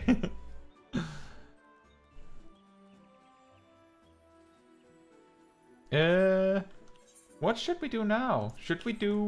We have some job quests that we could do. Do we have some gear? We might have some gear. Do we have some gear? We do have some gear. Would you look at that? Excellent. Oh, right. It's angry because I'm trying to glamour a spear on a stick. And HK says, fighting off a cold, otherwise I'm good. How are you today? Well, I hope you get you recover from the cold quickly. I'm doing well.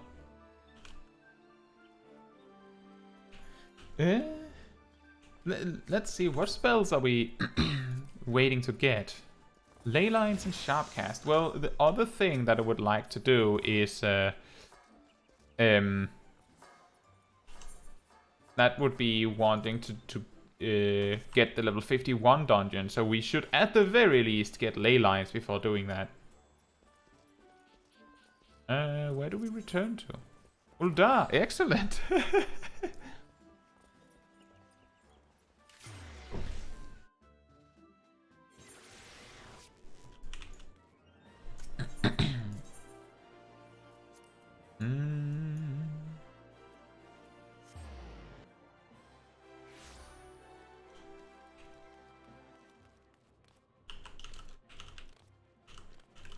Oh, sorry about that, Coco. I just used the return button. The land of the Lala. Speaking of Lala, it has been so long since I've been doing this quest, so I have no clue what voices I gave the characters, so sorry about that. Kaetsu, you come at a most opportune time. There's a task I would have you perform. In my search for the Book of Thal, I have drawn upon all my resources in the trading spheres. The tome has not appeared on the black market, nor has it found its way to a private collection. This tells us that the thief has made no effort to sell it, if we consider, then, that the fact that he was able to open a magically sealed chest, we may safely assume that the suspect is a mage, and his interest in the tome is personal. However this individual came to know the existence of black magic, it seems plain he seeks to unlock the tome's secrets. To what end, it is too early to say, but at the very least we now have a lead. There are scarce few who share our knowledge of black magic. Your 3 beastmen friends who were present when Master Kukruka rendered up his last breath. It may be that the thief's identity is known to one of them. Begin your inquiries at Burgundy Falls, Kaetsu. Find out if Kazak Cha has any suspicious visitors of late. Oh boy. Will we be talking with the Beastmen 3? Coco just made it to me. Actually, just a moment. Do I have anything that would work? This could work. This is a 2-seater.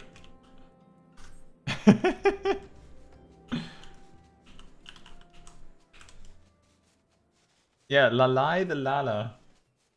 Bit too on the nose, isn't it, HK?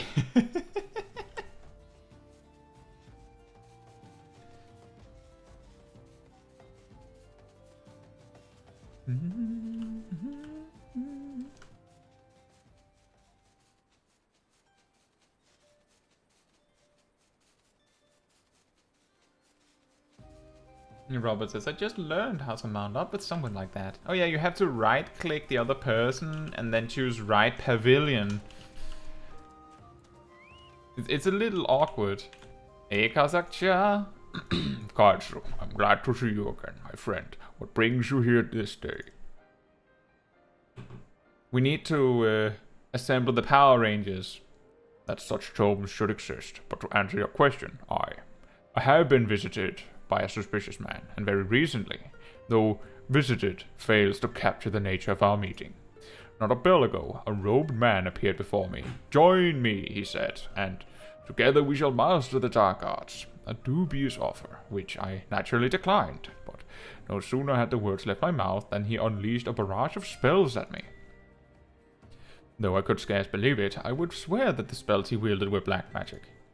I warded off his attacks and countered with spells of my own, and he swiftly turned tail. All this happened but a short while ago. He cannot have gone far since then.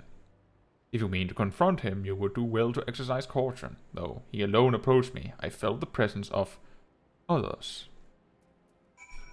Find the robed man. Let me just specifically grab the 2-seater here. Robert says, in a hunt train, we went to an area I unlocked but couldn't fly. When I've done, treasure maps, my free company, typically we just employ an 8-seater because some of us have that. Oh. What are these, Golden Fleece? Is that oh, wait, that was Thaumaturge. Golden Fleece. Let me just grab some of these while I'm here.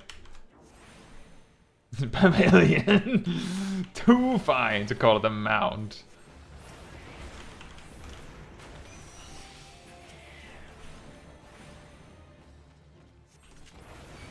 It is funny that they call it that.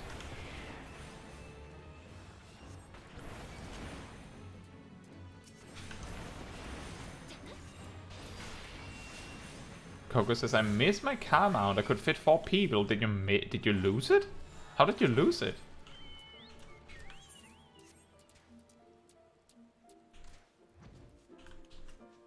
Now I'm a little confused. Is he out there? And I just didn't see it? Oh, this is your second character. Oh.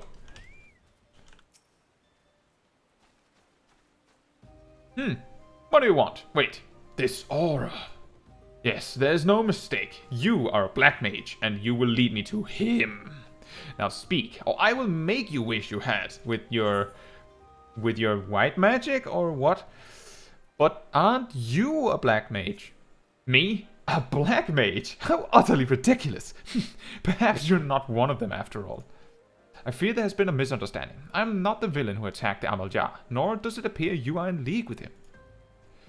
I see you are disinclined to believe me. Well, the truth of my words is easily verified. Let us go to Burgundy Falls and see your friend together. I wish to have words with him at any rate.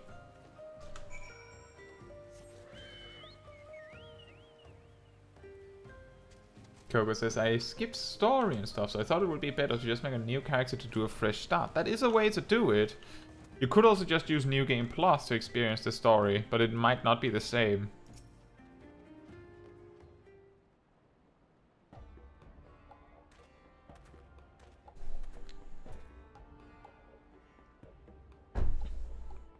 There's a misunderstanding that I wish to clear up. We meet for the first time, and that fact alone should suffice to settle the matter, but for the sake of formality, pray answer this question.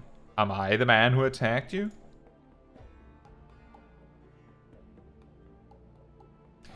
No, you are not.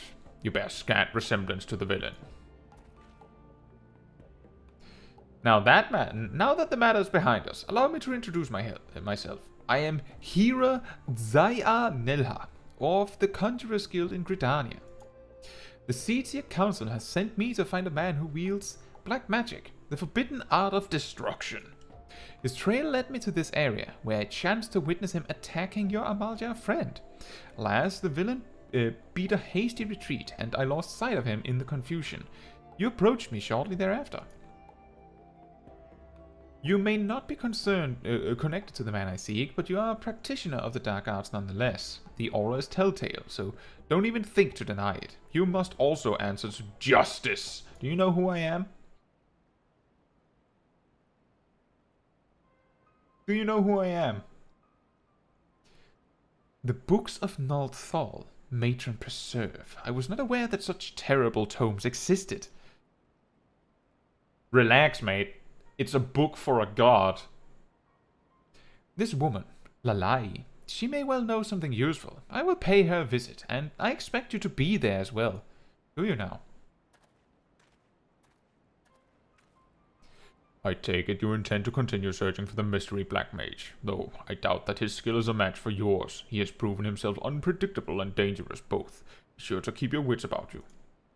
I shall go to Dazar and Dozol Melok and apprise them of the situation. For now, you would do well to return to Lalai.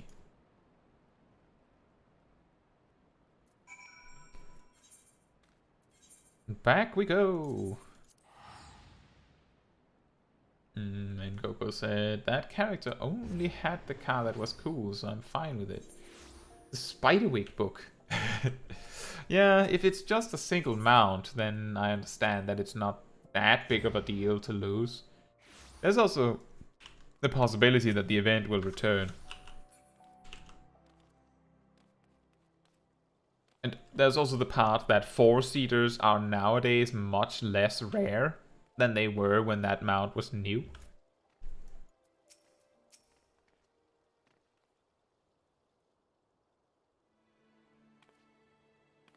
Thank Thal you have returned. This man, whom I have never seen before, charged up here and started berating me for meddling with forbidden arts. He had the nerve to call me a fool. Thrice! Aye, and I will say it again. You are a fool, but the worst fool of all was your master Kukuruka. It is because of him that these miscreants are running rampant.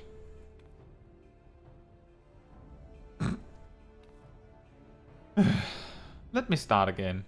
I know about the Book of Thal, and I know the people who took it. They call themselves the Defiant, and their sole objective is to master the art of destruction. Whoa! The man I've been tasked with finding is their leader. Valdiv is his name. and he used to be a conjurer of Stillglade fame. The man harbored a deep hunger for power, the power over those he had sworn to protect. In order to satisfy this craving, he began dabbling in the dark arts. Before long, however, his doings were made known to the guild, who summarily banished him. But as he left, he declared that one day he will show the world the true power of black magic, and now that he knows both white magic and black magic, he's practically a red mage. For years, we heard naught of Valdev. Some of us dared to hope that his words were but wind. Maybe fire. Wind is for white mages. Alas, he has returned, and this could only mean one thing. He's ready to make good on his promise. Gods preserve! Are you certain of this? That it is Valdev who has taken the tome? I'm afraid so. It is no coincidence that the tome went missing at the same juncture the man reappeared. Even now, he continues instructing his minions in black magic, and every day that passes sees the cult grow into a bigger threat. If we are to move against them, we must do so now. I had assumed that we were dealing with a lone mage, but if it is an entire cult, as you say, I will need to reconsider my plans. Caetsu, while you went about your investigation, I succeeded in deciphering a new spell in the Book of Nald. It should prove useful in the battles to come. I shall teach it to you forthwith. What? You mean to fight destruction with more destruction? This can only end in tragedy, I tell you. Have you heard the term fight fire with fire? Listen to me, hearer. Valdev and his cult may be a menace to the realm, but Caetsu is nothing like them. Master Kogruka himself entrusted her with his legacy. She will not misuse her power and cause carnage. On that you have my word. I cannot believe what I am hearing. With the situation not so dire, I would bring you to justice without a moment's hesitation. How would you do that? Exactly. Fortunately for you, a greater threat looms over us all, and we must cooperate if disaster is to be averted. Your connections have proven useful before, and they may do so again. If you learn aught through them, I will thank you to send me word. But know that I will not tolerate any interference in my investigation.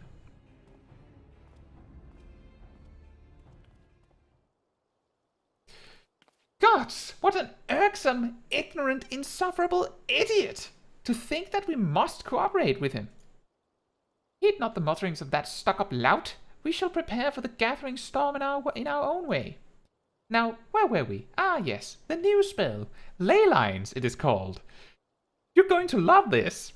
And it will be a potent addition to your arsenal. So potent, in fact, that you might want to use it despite mortal danger, you might say. While you go about mastering it, I will make further inquiries on the situation at hand. If there are any developments, you will be the first to know. A wizard named Medivh. Might as well be, right? Well, Medivh's place in a whole separate story was more about telling people to run because of the reign of chaos. But he was powerful. Well, we could do more Black Mage quest, but given that we specifically needed that spell for the level 51 dungeon, we could also go and unlock that. We can actually do both. I just saw what time it is. I thought it took longer. Let's do both. Sharpcast! Nice.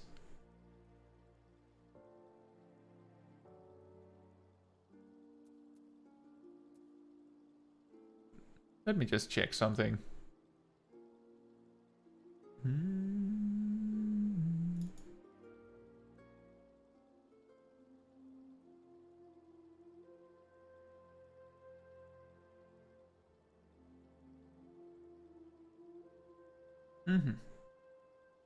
Caetsu, I have received a letter from 269th. Nice. Order Mendicant Dazar.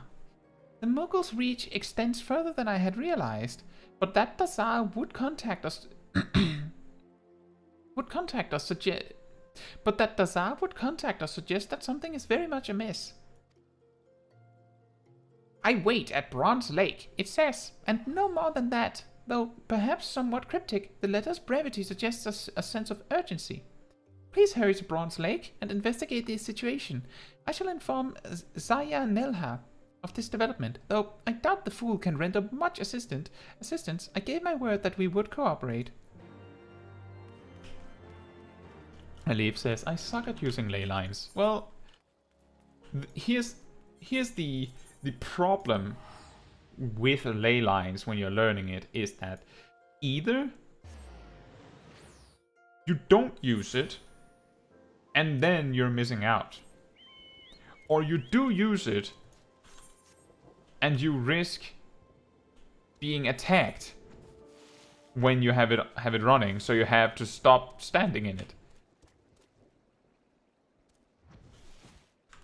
But it's better to use it than not use it. So it's just a matter of like delaying it shortly if you know something is coming. But otherwise it's better to just use it and then try your best to make the most of it. That's the best way to get better about it too. Caetsu, I am glad to see you. Pleased, happy, glad. Kazakh Cha has told me what happened. This is grim news. Yes, grim news indeed. The man Kazakh Cha spoke of approached me too, spoke of the Defiant, said he wanted my knowledge, wisdom, insight, knowledge. I told him I needed time to think, consider, ponder, think. I told him to return later. When he returns, we shall ambush him. Yes, a sound plan, I think. I told him to meet me northeast of Bronze Lake. I shall approach as normal, as bait. Caetsu, you lie in wait. Ambush, hiding, wait.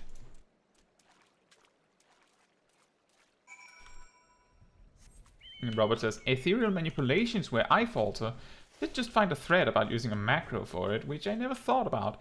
That is definitely a way to do it. If you use a mouse over macro, that can be very helpful, because then you can just point your mouse at the guy that you want to jump to, and then click. Sometimes that can also be problematic if something closer to you jumps in the way or something.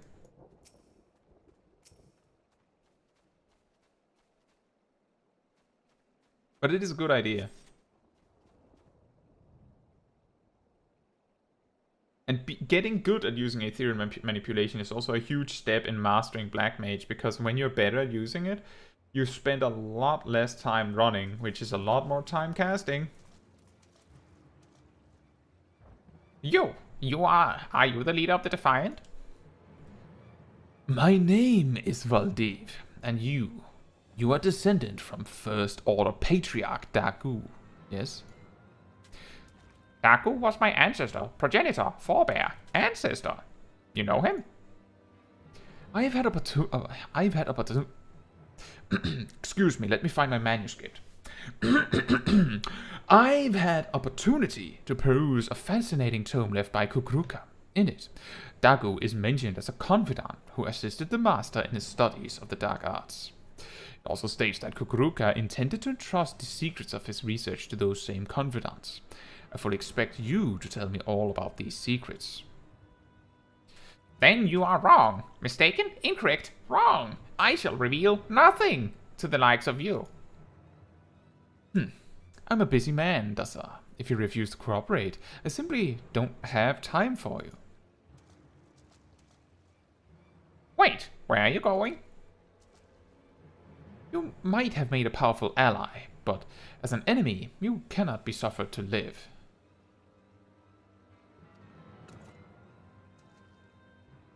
Find out everything he knows, then kill him.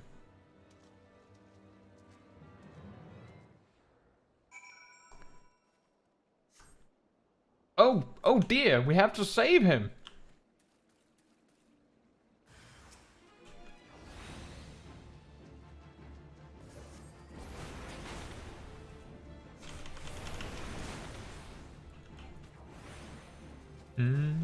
I like the detail that these casts that they use are interruptible.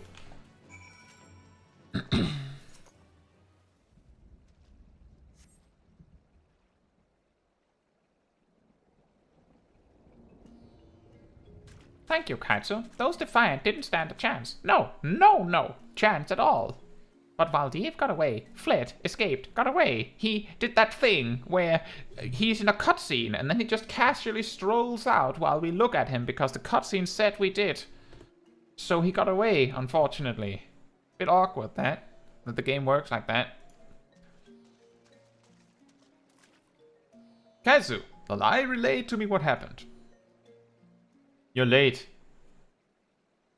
These men, were they defiant mages? They're dead now. You fool! You've killed every last one of them! How do you intend for us to question them now?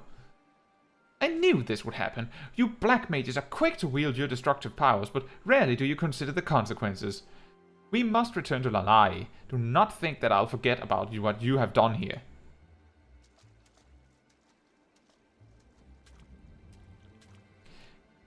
Were you not in full control of your powers? Did your magic run wild, amok, untamed, wild? Whatever the case, I do know that you saved me. Rescued, protected, saved. Thank you, Caetsu. I owe you my life. You should hurry to Ul'dah. Much as you protected me from the Defiant, I suspect Ley may benefit from protection from that Mikote. Yes, yes, hurry to Ul'dah. As you say.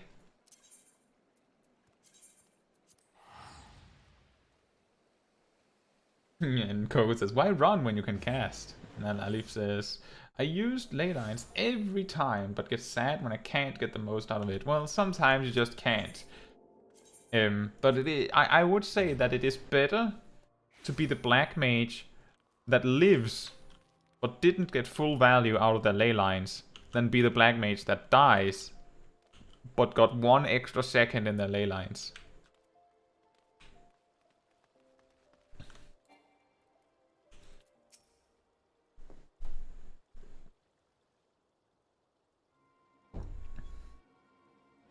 Caetsu, Zaya Nelha has been standing there, silently fuming, for quite some time now. What has transpired? Well, my friend was in danger, so I killed the people that were endangering him.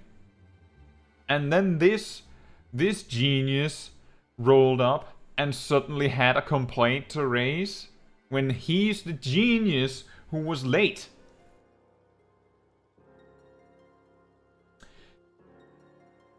So it was indeed Valdiv that stole the Book of Thal, and he has been studying the magics inscribed within.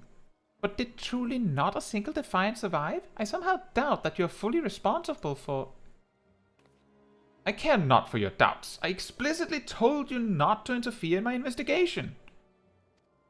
If nothing else, this shows the bloody outcome of a battle between opposing Black Mages. Fighting destructive power with more destructive power. It's such thinking that led to the War of the Magi. I'm sure I needn't remind you of the outcome of that war. I strongly recommend you give some thought to just how terrible a force you toy with. Anyway, I'm going to go over here and act like I'm much smarter than you, even though I'm the one who was late. The War of the Magi. I suppose I cannot blame him for seeing the parallels. A war between forces commanding unimaginable destructive magical power, but black magic is not purely to blame. It was the violent confluence of black and white magic that this genius over here employs, by the way, that ultimately led to disaster. It brought about the 6th umbral calamity. It is only natural that the risk of a recurrence of those terrible events would instill great fear. I know you would never be so reckless as to allow something like that to happen.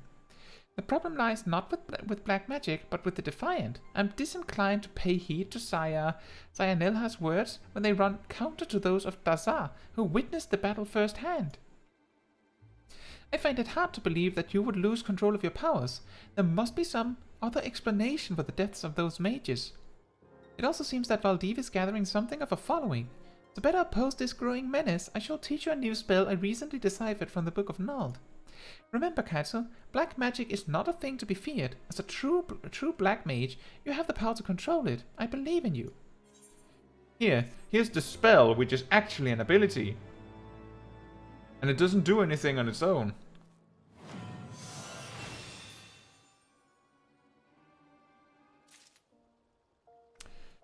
Oh boy.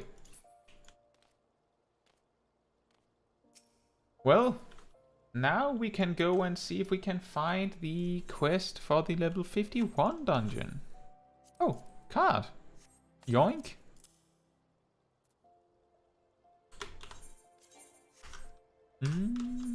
I do believe that it is in this area.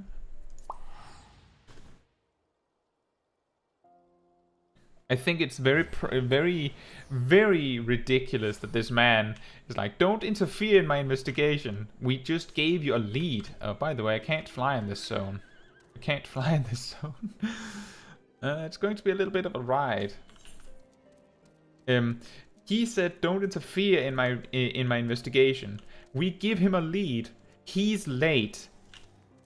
So the lead turns out to not be that helpful after all. He blames us for getting in the way of his investigation. Except, if we remember for a moment, he would be sitting at his desk, wherever that is, twiddling his thumbs, waiting for someone to tell him stuff is going on, if we hadn't told him stuff. I feel like he's being a little bit ridiculous right now.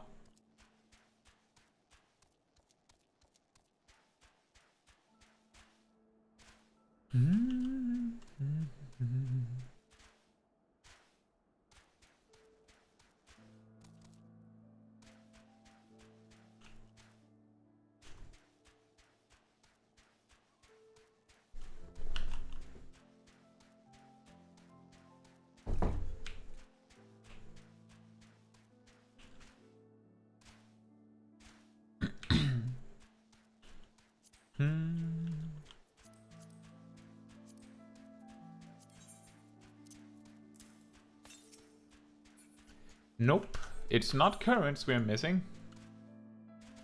It's side quests. Make a mind picture. No currents? That is such a good meme.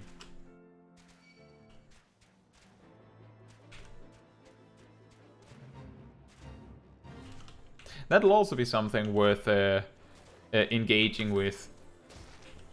Ow.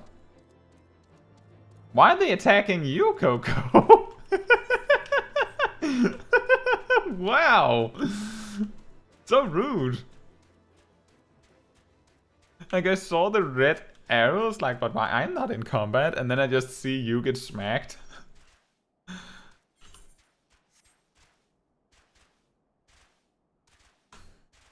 That's also something when we have all of the dungeons in Black Mage level range unlocked and done and stuff, then it would be very fitting to do the side quests that give 8th occurrence. Which one is it that gives the dungeon?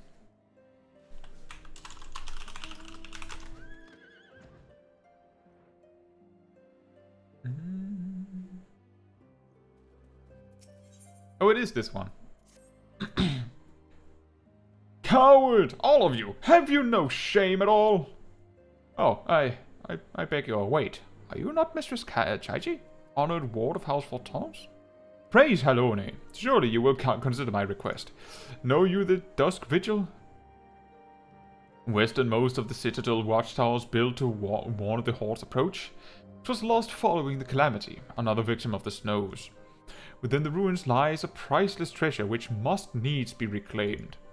I thought to enlist the services of these so-called dragon slayers, but it seems their courage is not as boundless as they would have you believe. But you, ma'am, you're not one to shy away from danger, am I right? I look like one, don't I? Very good indeed. There's a sculpture of the Fury within the Dusk Vigil's chapel. An ice rondel is set in its helm. I would have you prize it free and deliver it to me. The vigil is not difficult to find. Simply head north towards Bane Pool until you come to the gates. Knights may bar your passage, but should you explain who you are, they will grant you leave to enter. Wheel Theo.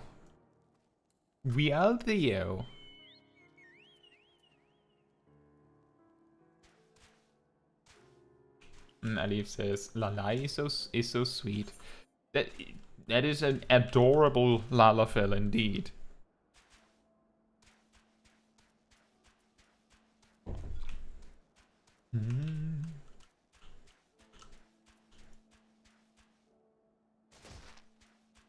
Ow.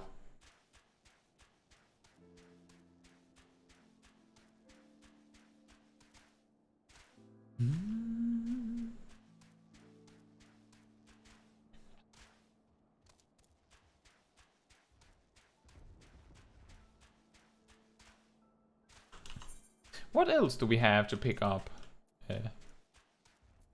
for leveling? It's the level 63 dungeon in Stormblood. But other than that, the main motivations is to do like roulettes, do hunting logs, so that's done.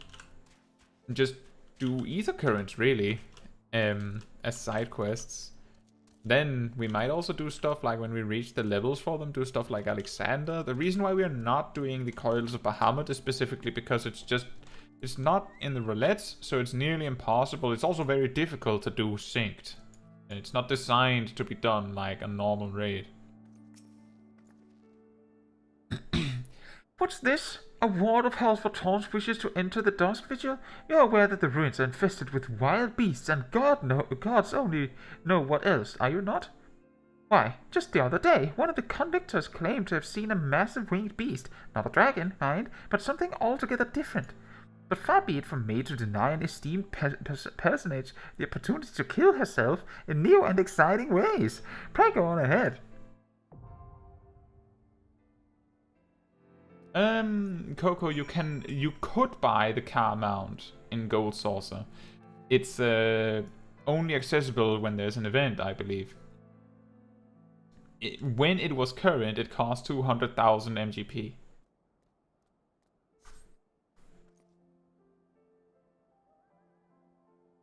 Do you want to come along for Dusk Vigil? And also anyone else on EU data centers that wants to come along for Dusk Vigil, let me know. Alif says, you still can, it's not limited, Iveson. I'm pretty sure it's limited. I checked just the other day. And it wasn't there.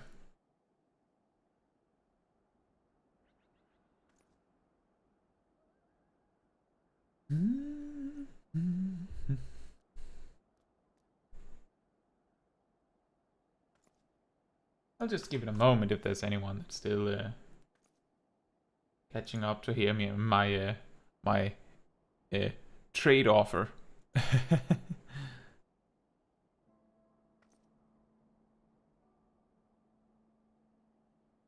Guess it's us two, Coco. Are you ready to go?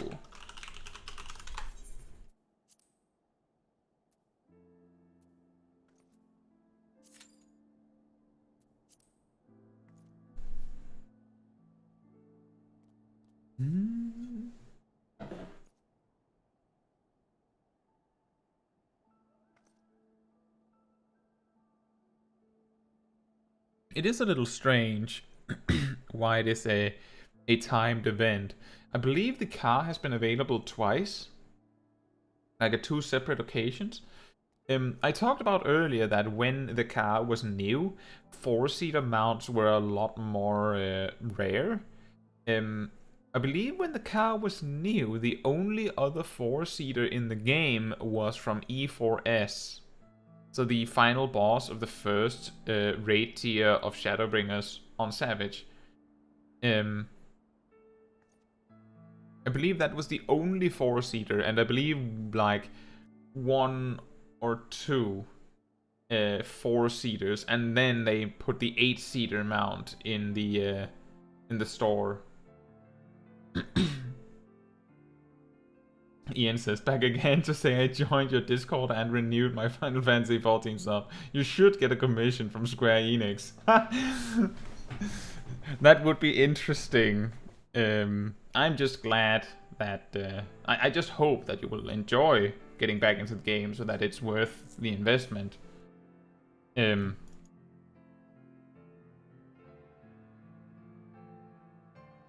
good to hear. And the Discord is on the subject of said Discord. And then let me just send a link for anyone that is not in it and doesn't know what I'm talking about.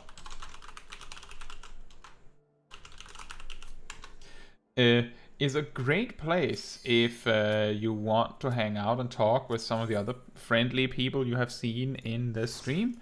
It is also a great place to go if you are having a hard time keeping up with all the stuff that is happening on the channel, because the Discord server specifically both has a schedule channel where the weekly schedule is always posted, and an announcement channel when new videos and streams are announced first before everything else. There's also newly added a role assignment channel where you can add things like getting reminders from me when stuff is happening. Which means that you will, for example, be getting a tag when new announcements come. And you will get a tag as a soft reminder just before a stream and things like that, if you prefer. It might make it easier to keep up with all the things that happen. And I sort of I saw that someone joined, Ian, and then you said you just joined, so yeah, that does make sense. Glad to see you.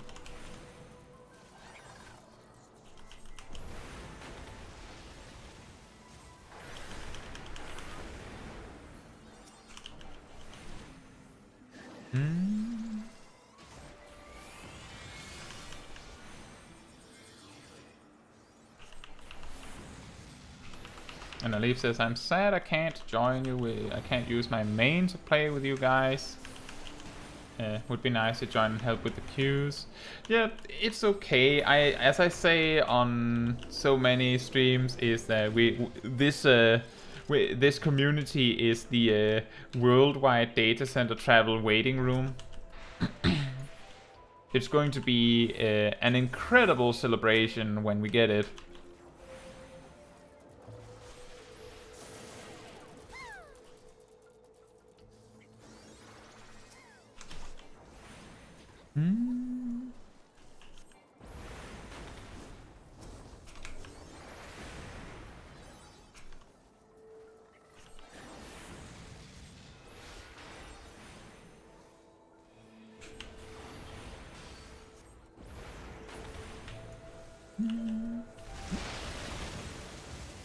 Denied?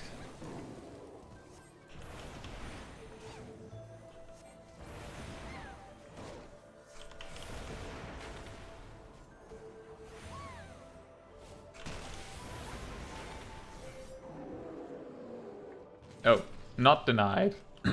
Oh well, it looked like a wall to me.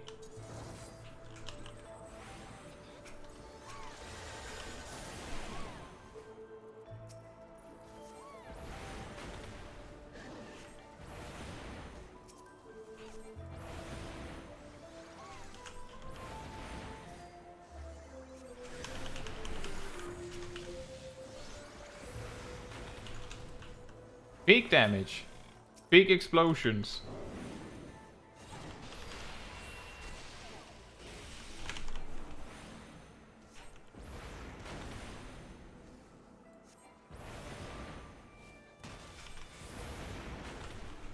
You know, I do really...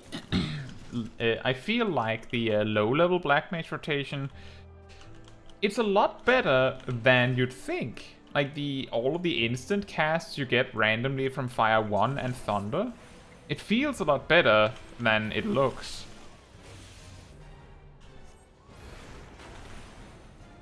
Watch this. I use Ley Lines, now I will be targeted by the boss mechanic.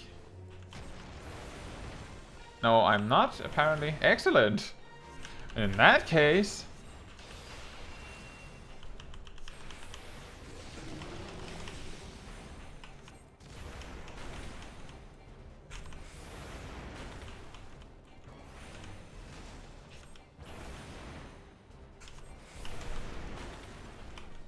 give it an addle. Hopefully the healer will be fine.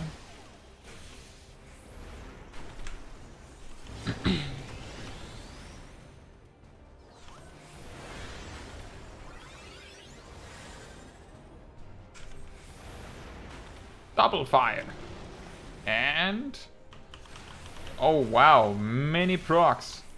All the procs. I think this is one of the longest fire states I've had ever.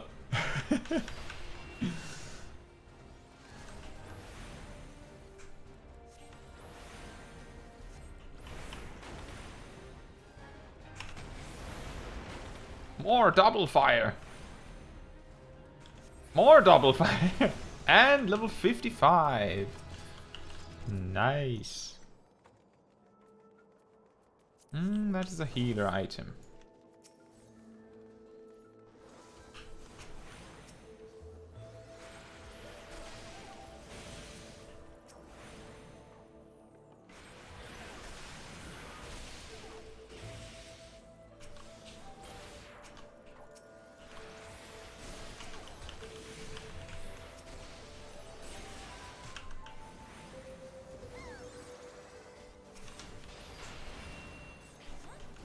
Nian says, now it's time to update the game and relearn how to play. Oh yeah.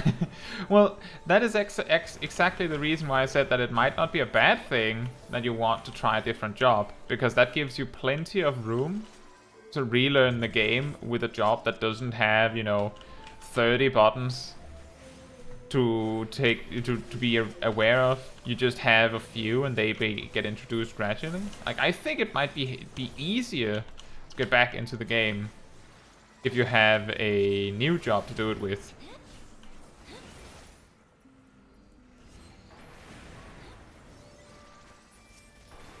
Even if the fact that your leveling options are a little awkward because of how you don't have the MSQ, so you have to, you know, look up the leveling strategies as we did earlier, talked about.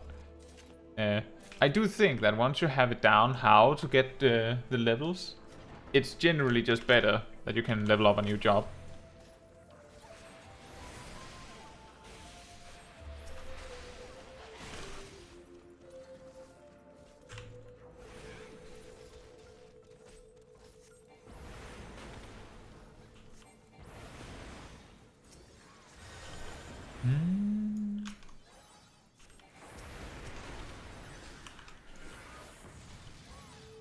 We'll start with Summoner.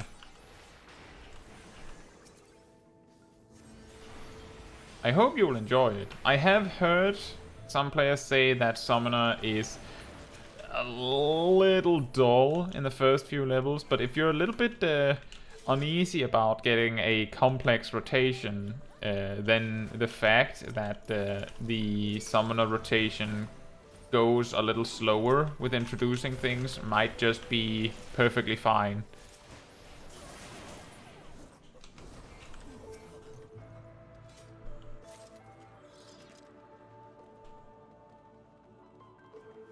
And Alif says, I got in with a red mage in here and they couldn't play at all because of how the first boss, the Mammoth, loved them so much with the... Oh yeah, the route. It's so fun when it does that, isn't it? You just kind of sit there. The best part is when you're the healer and you can just see your health drop and you can't do anything because you're stun locked.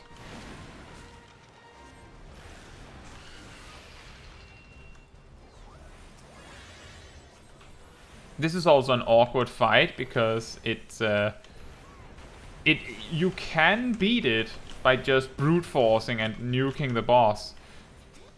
And it's not very certain whether it's worth it to attack the ads at all. So it's often that it becomes really awkward whether people do or don't.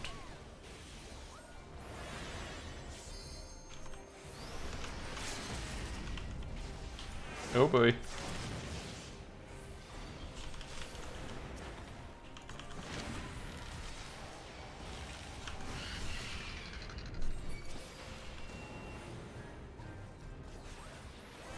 Okay, now there's so many that it's probably better to just try and rush down the boss. I think. I really don't know. This is like a really chaotic boss.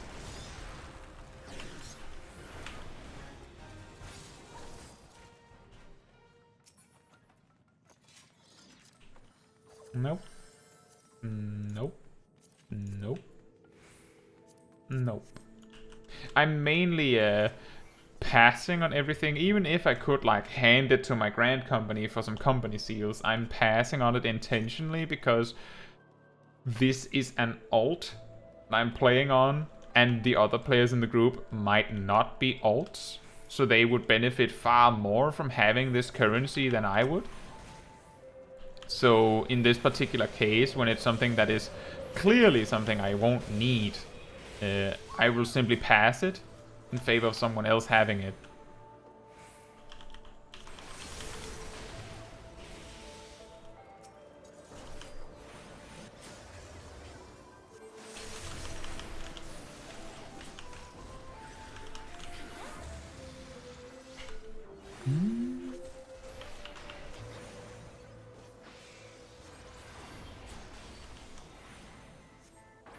The best you would be able to do to fix this situation, Kogo, would be to run back behind the wall behind us. Like to stand like around here, so that all of the enemies come to you. But it's a bit awkward when you're in the moment.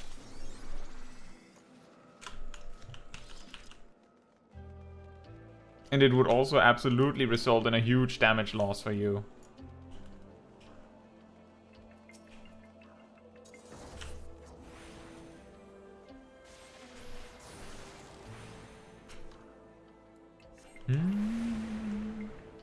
I keep forgetting to use Ley Lines on trash packs. It's a bit of a mistake on my part.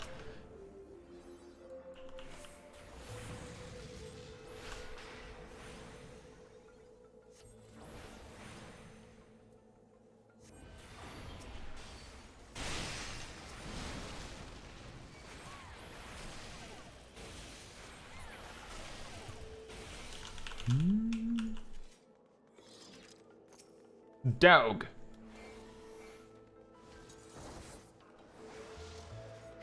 It's an angry dog.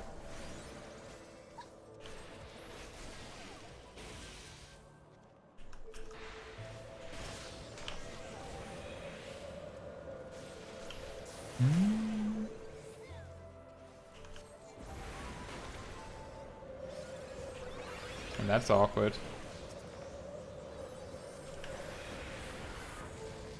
Yeah, the wind here hurts. Like in Snowcloak.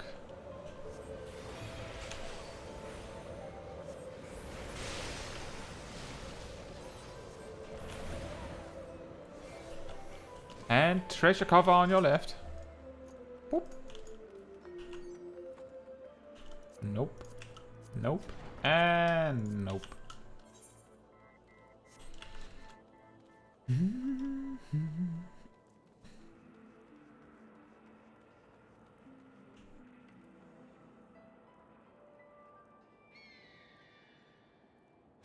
Oh.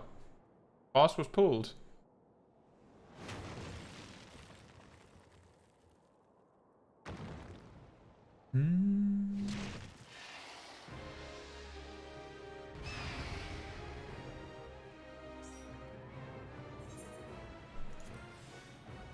That's okay. I'll just come in late.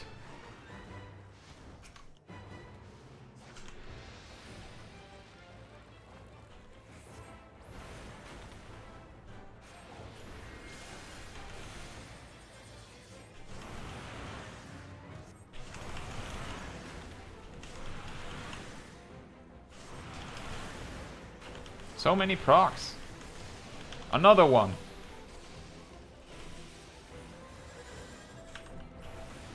Another one.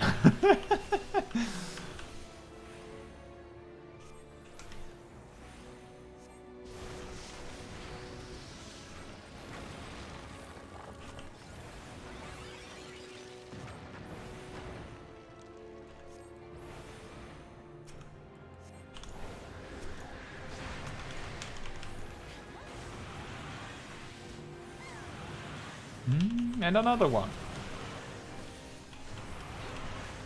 Yeah, exactly, Robert. It's just, oh, more free spells. I'll just keep casting. It's even better because you can just run while doing it.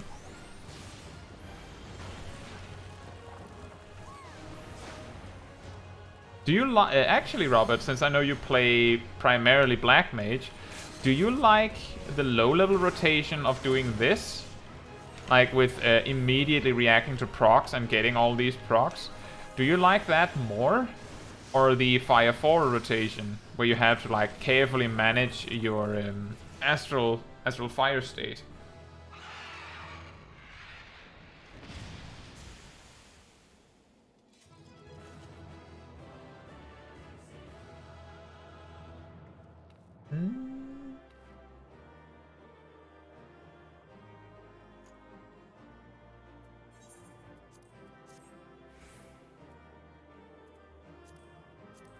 You like the Fire 4 rotation more? Well, that is probably for the best, because if you liked the the low-level rotation more, then it wouldn't be much we could do to help you.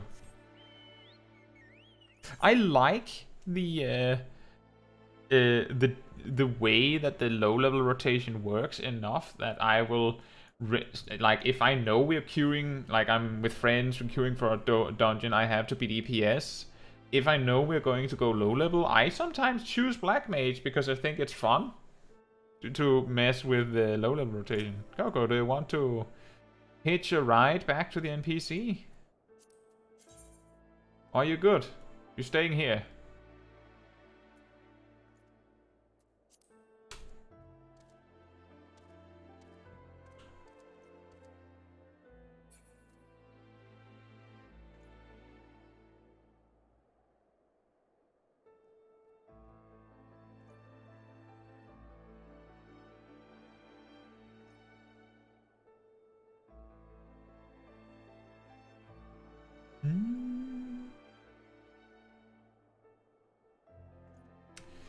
So what, Gogo? I guess you'll catch up.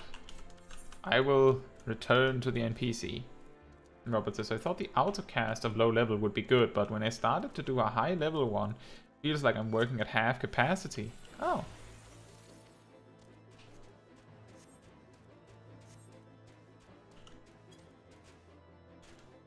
An interesting thing is that I mentioned transpose lines in multiple of my videos, including Black Mage guides. It is an optional thing for the most part. It is such a minor upgrade to your damage that it's really only necessary when you're really trying to squeeze out every single point of damage you can.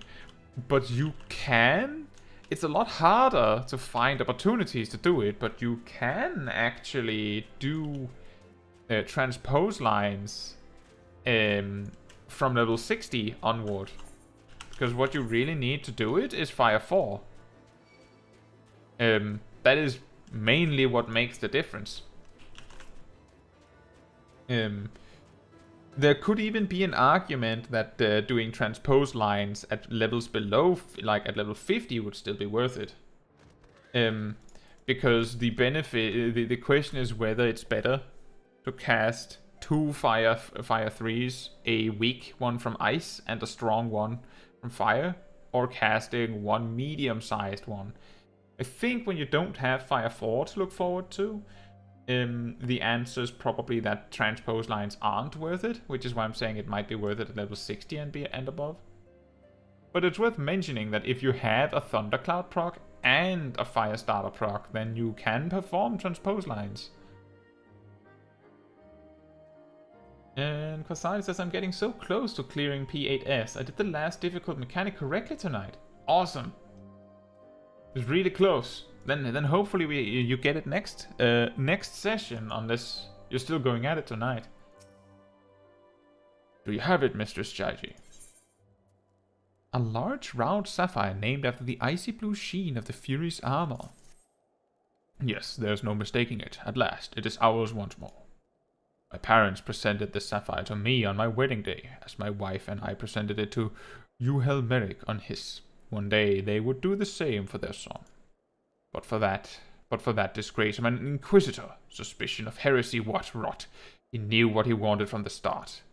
By the time I secured her release, they had interrogated her for days. She was a shadow of her former self. But the final insult, the final twisting of the knife, was when my son took command at the Dusk Vigil and found the ice rondel to be the centerpiece of the newly commissioned Sculpture of the Fury. He couldn't prove it was the self-same one, which had vanished, but oh, he knew. But no more, no more. It is back with the family, where it belongs. It is, admittedly, hollow comfort, yet in my waning years I must accept what little that can be had. That's really sad. That's really sad. Oof. We have been acquainted with this interrogation procedure back in A Realm Reborn.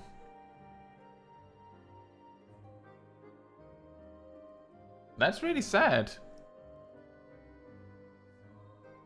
Oh yeah, your daughter is a heretic, I guess. Why, of no reason, sees fancy jewel that they want for a sculpture? Oof.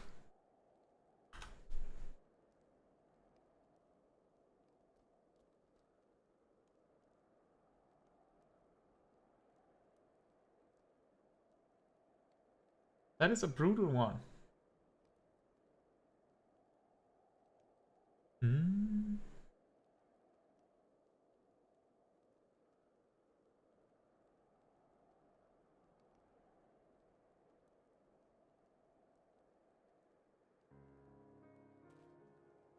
Well, we unlocked another Black Mage quest, so we can do that. Did we get any upgrades? We have upgrades.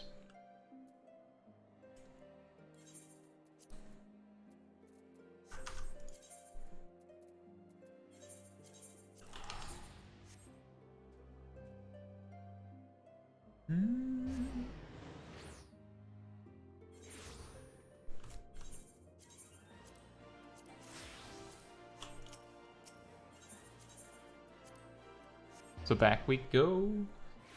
What is it we get now?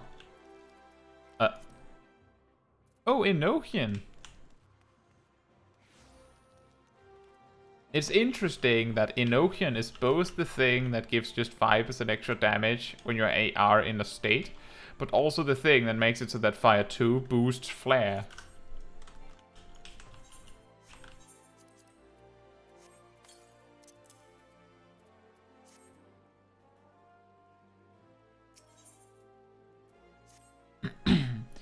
Caetsu, I've received another letter.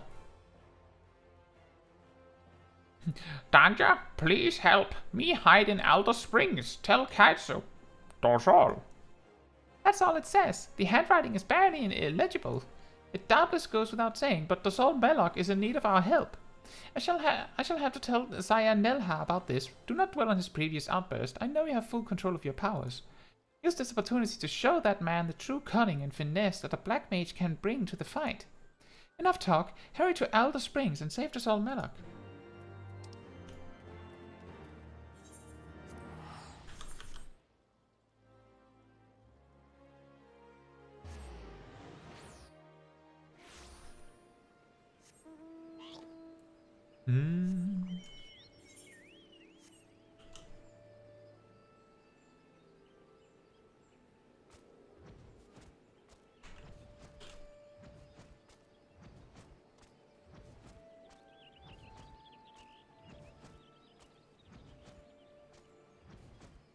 I think it's really interesting that they've added so many raid wides with dots on them and tank busters with dots on them in the current raid tier.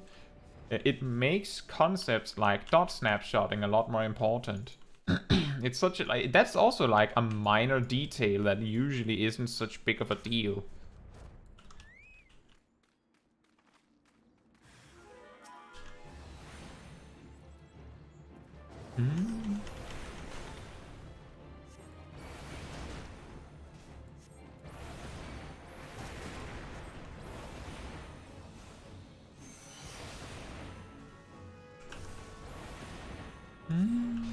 Oh yeah, we have Sharpcast. I completely forgot about that.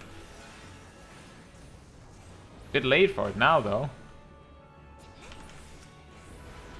Or maybe not. Just in time, in fact. Hello, Dosol Melloc.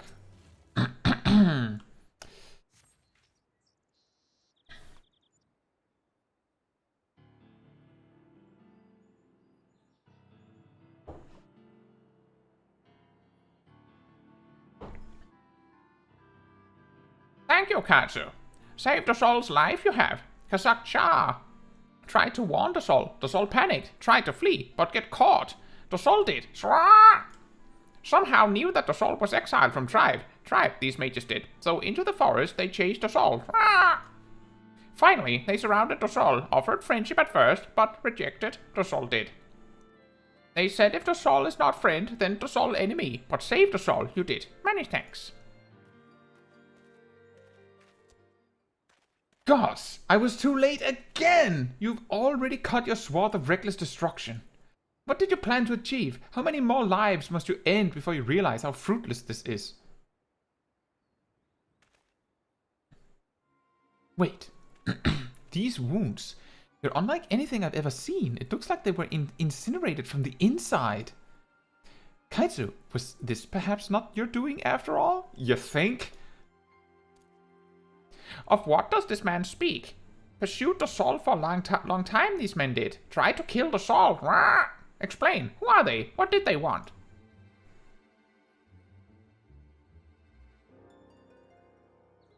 The soul understands now.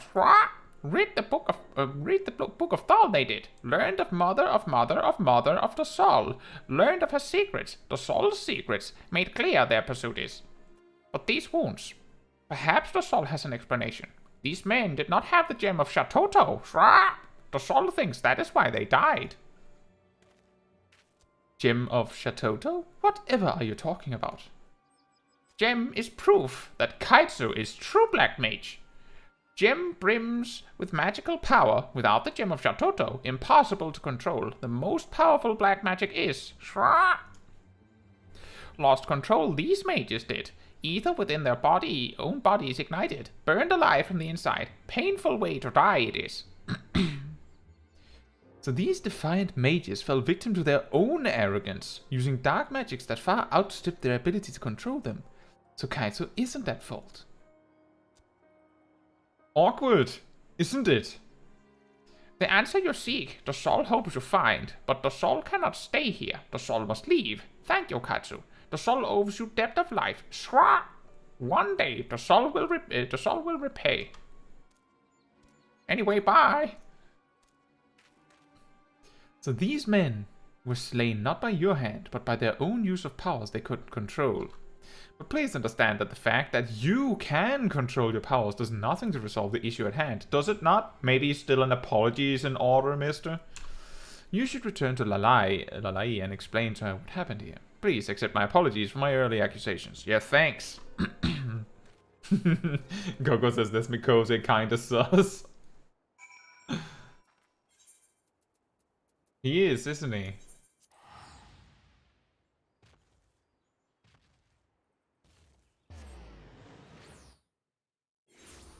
It's problematic when you put the job of a detective, when you put a conjurer on the job as a detective, doesn't it? Makes it a little problematic.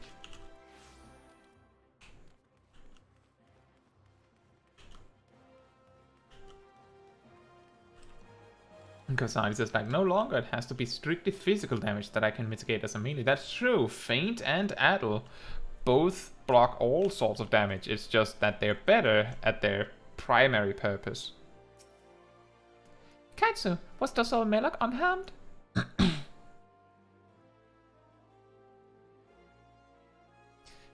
I see. Well, if nothing else, it seems that Zaya Nelha no longer doubts your innocence. But the Defiant were emulated from within? If the soul Melok's conjecture is accurate, the cult situation becomes quite clear. But I hardly need to explain that to you, do I? Ah, so you have noticed too. But if you were to explain it to me, hypothetically, like, we both know that I know, you know that I know, and I know that you know that I know, but let's say that I didn't know. How would it sound if you explained it to me? Remembering that I do know, in fact, of course. I suppose for one to whom those powers come as second nature, some things are not so easily noticed. The Defiant's numbers cannot continue to grow indefinitely. They will have difficulty swelling their ranks when they cannot use their powers without the risk of a horrifying death by emulation. Thus they strive for control over the dark arts, while showing themselves only to our beastman friends in the hope that they might reveal the secrets to controlling these magics. Fortunately, we have prevented them from learning anything, with these avenues now lost to him, while Div must realize that he is running out of options. Though we may lack leads from which to track down the Defiant, their position becomes weaker the longer they wait. They will soon be forced to take action. There's no need to rush, we need to simply wait the enemy out. Convenient.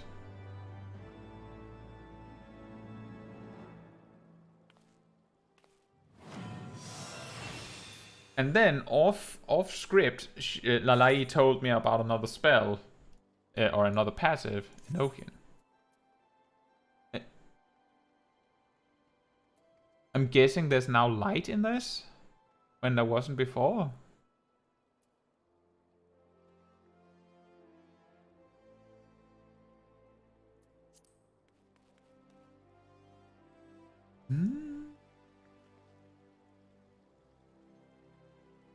Well, we managed to get to level 56. That was a bit less than the previous side quests. We got to 56.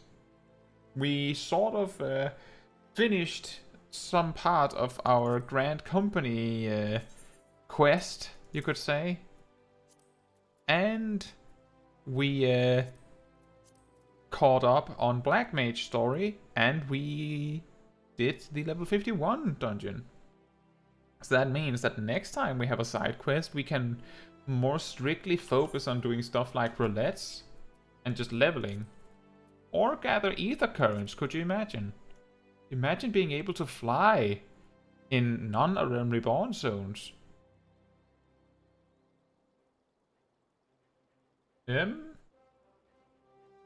But I think this is around the time that it makes good sense to round up the stream. So if there's anything you guys want to talk about here near the end, this is a great time to do so.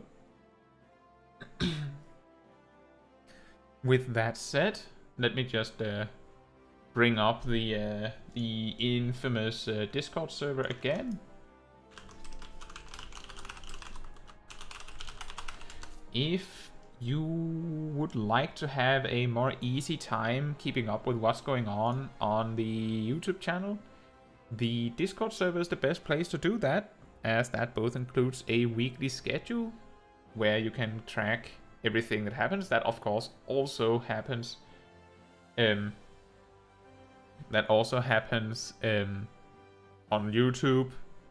The difference is that you will be served this schedule on Discord, where you will see it immediately if you're interested, whereas on YouTube you're a little bit more at the mercy of the YouTube algorithm to get it served to you.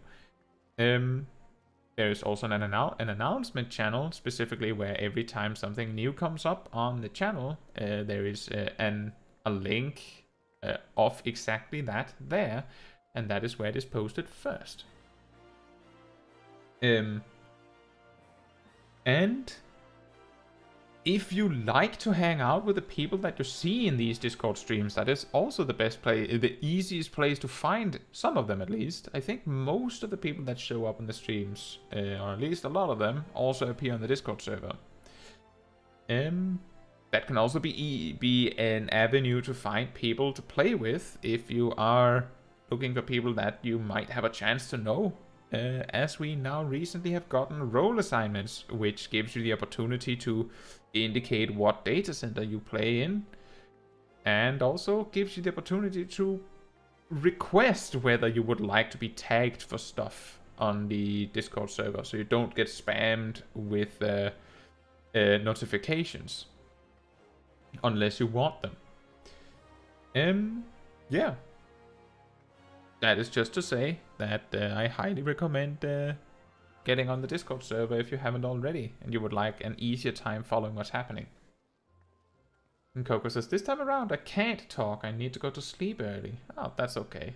We're also closing early, as you can hear.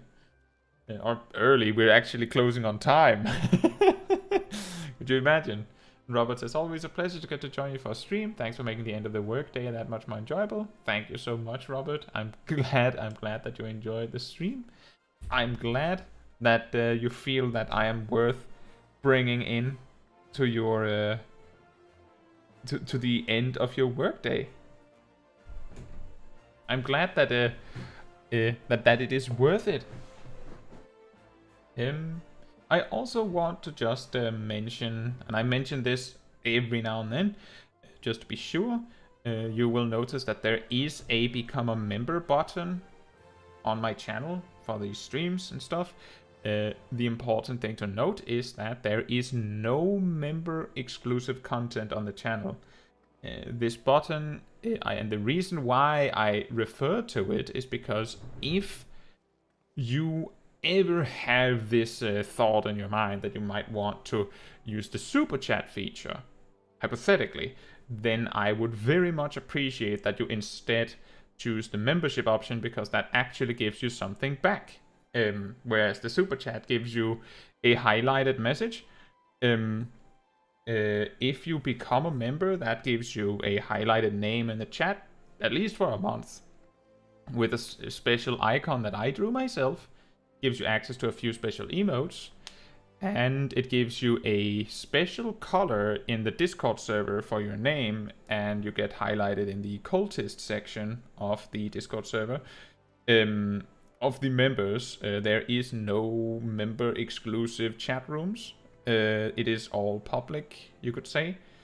The only thing that is specifically exclusive to the members in terms of messages and content is that I will occasionally post a poll about something that comes in the future, like asking what job I should make guides for next and things like that. But otherwise, there's nothing that is hidden behind the membership barrier. That's an important detail I want to make sure that is not misunderstood. So that is to say, if you want to support me, I would rather that you buy a membership any day than you buy a super chat. That is it, really. It also comes with a little extra bonus that your name will be put in the end slate of my videos, if that is something that you think is fun.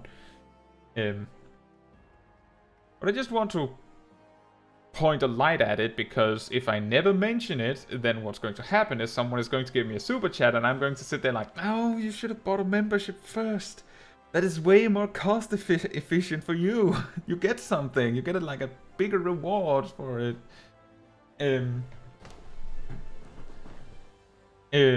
So yeah, that's pretty much it. Alif says this was very fun. Thank you for hosting and having us on the stream. Thank you for watching. I have a feeling that Alif, maybe you're really far behind on the stream.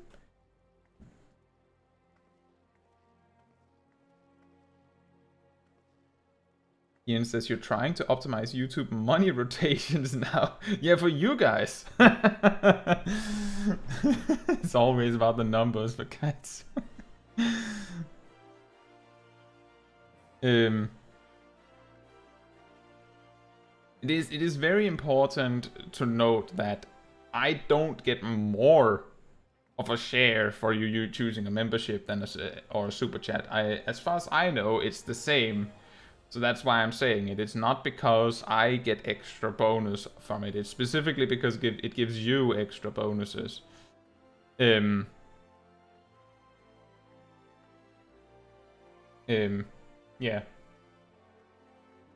Oh, right. We're not even at an inn. We need to find an inn. Oh, boy.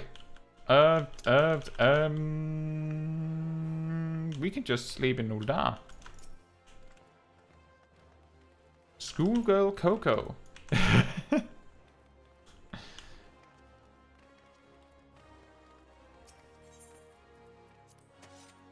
It's also, of course, to say that you don't have to be a member. That is just as important to point out.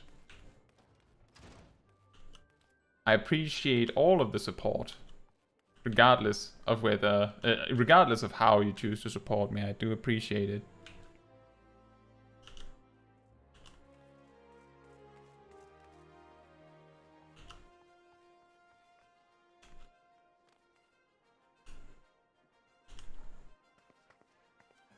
I don't think it's readable.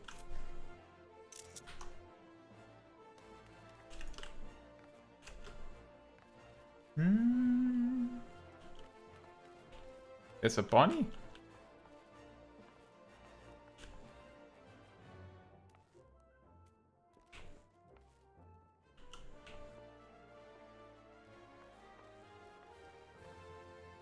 Oh, the Gunbreaker quest. Right, I can't see that.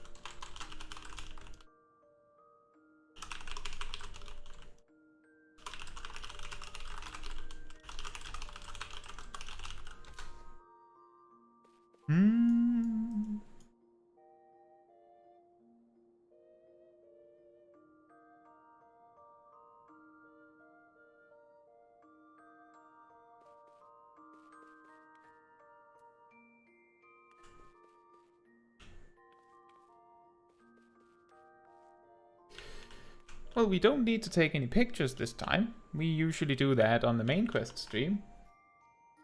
So we are just here at the end. With bedtime. Did we have anything, remember here? I don't think so. Nope. Nope. I think we have everything covered.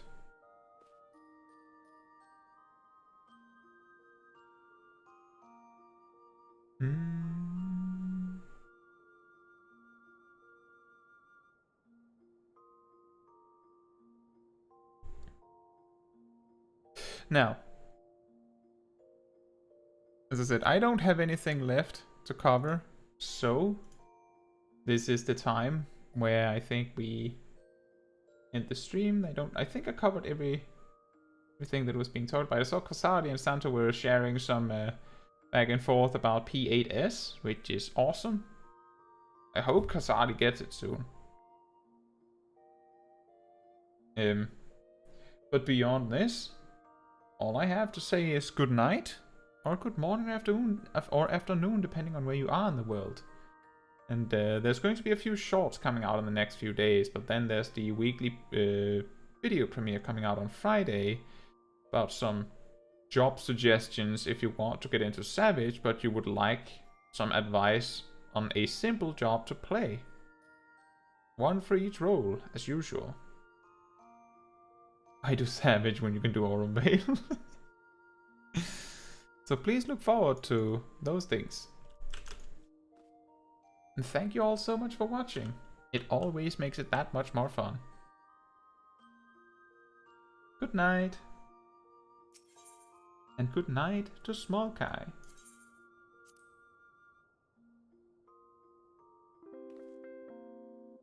Good night.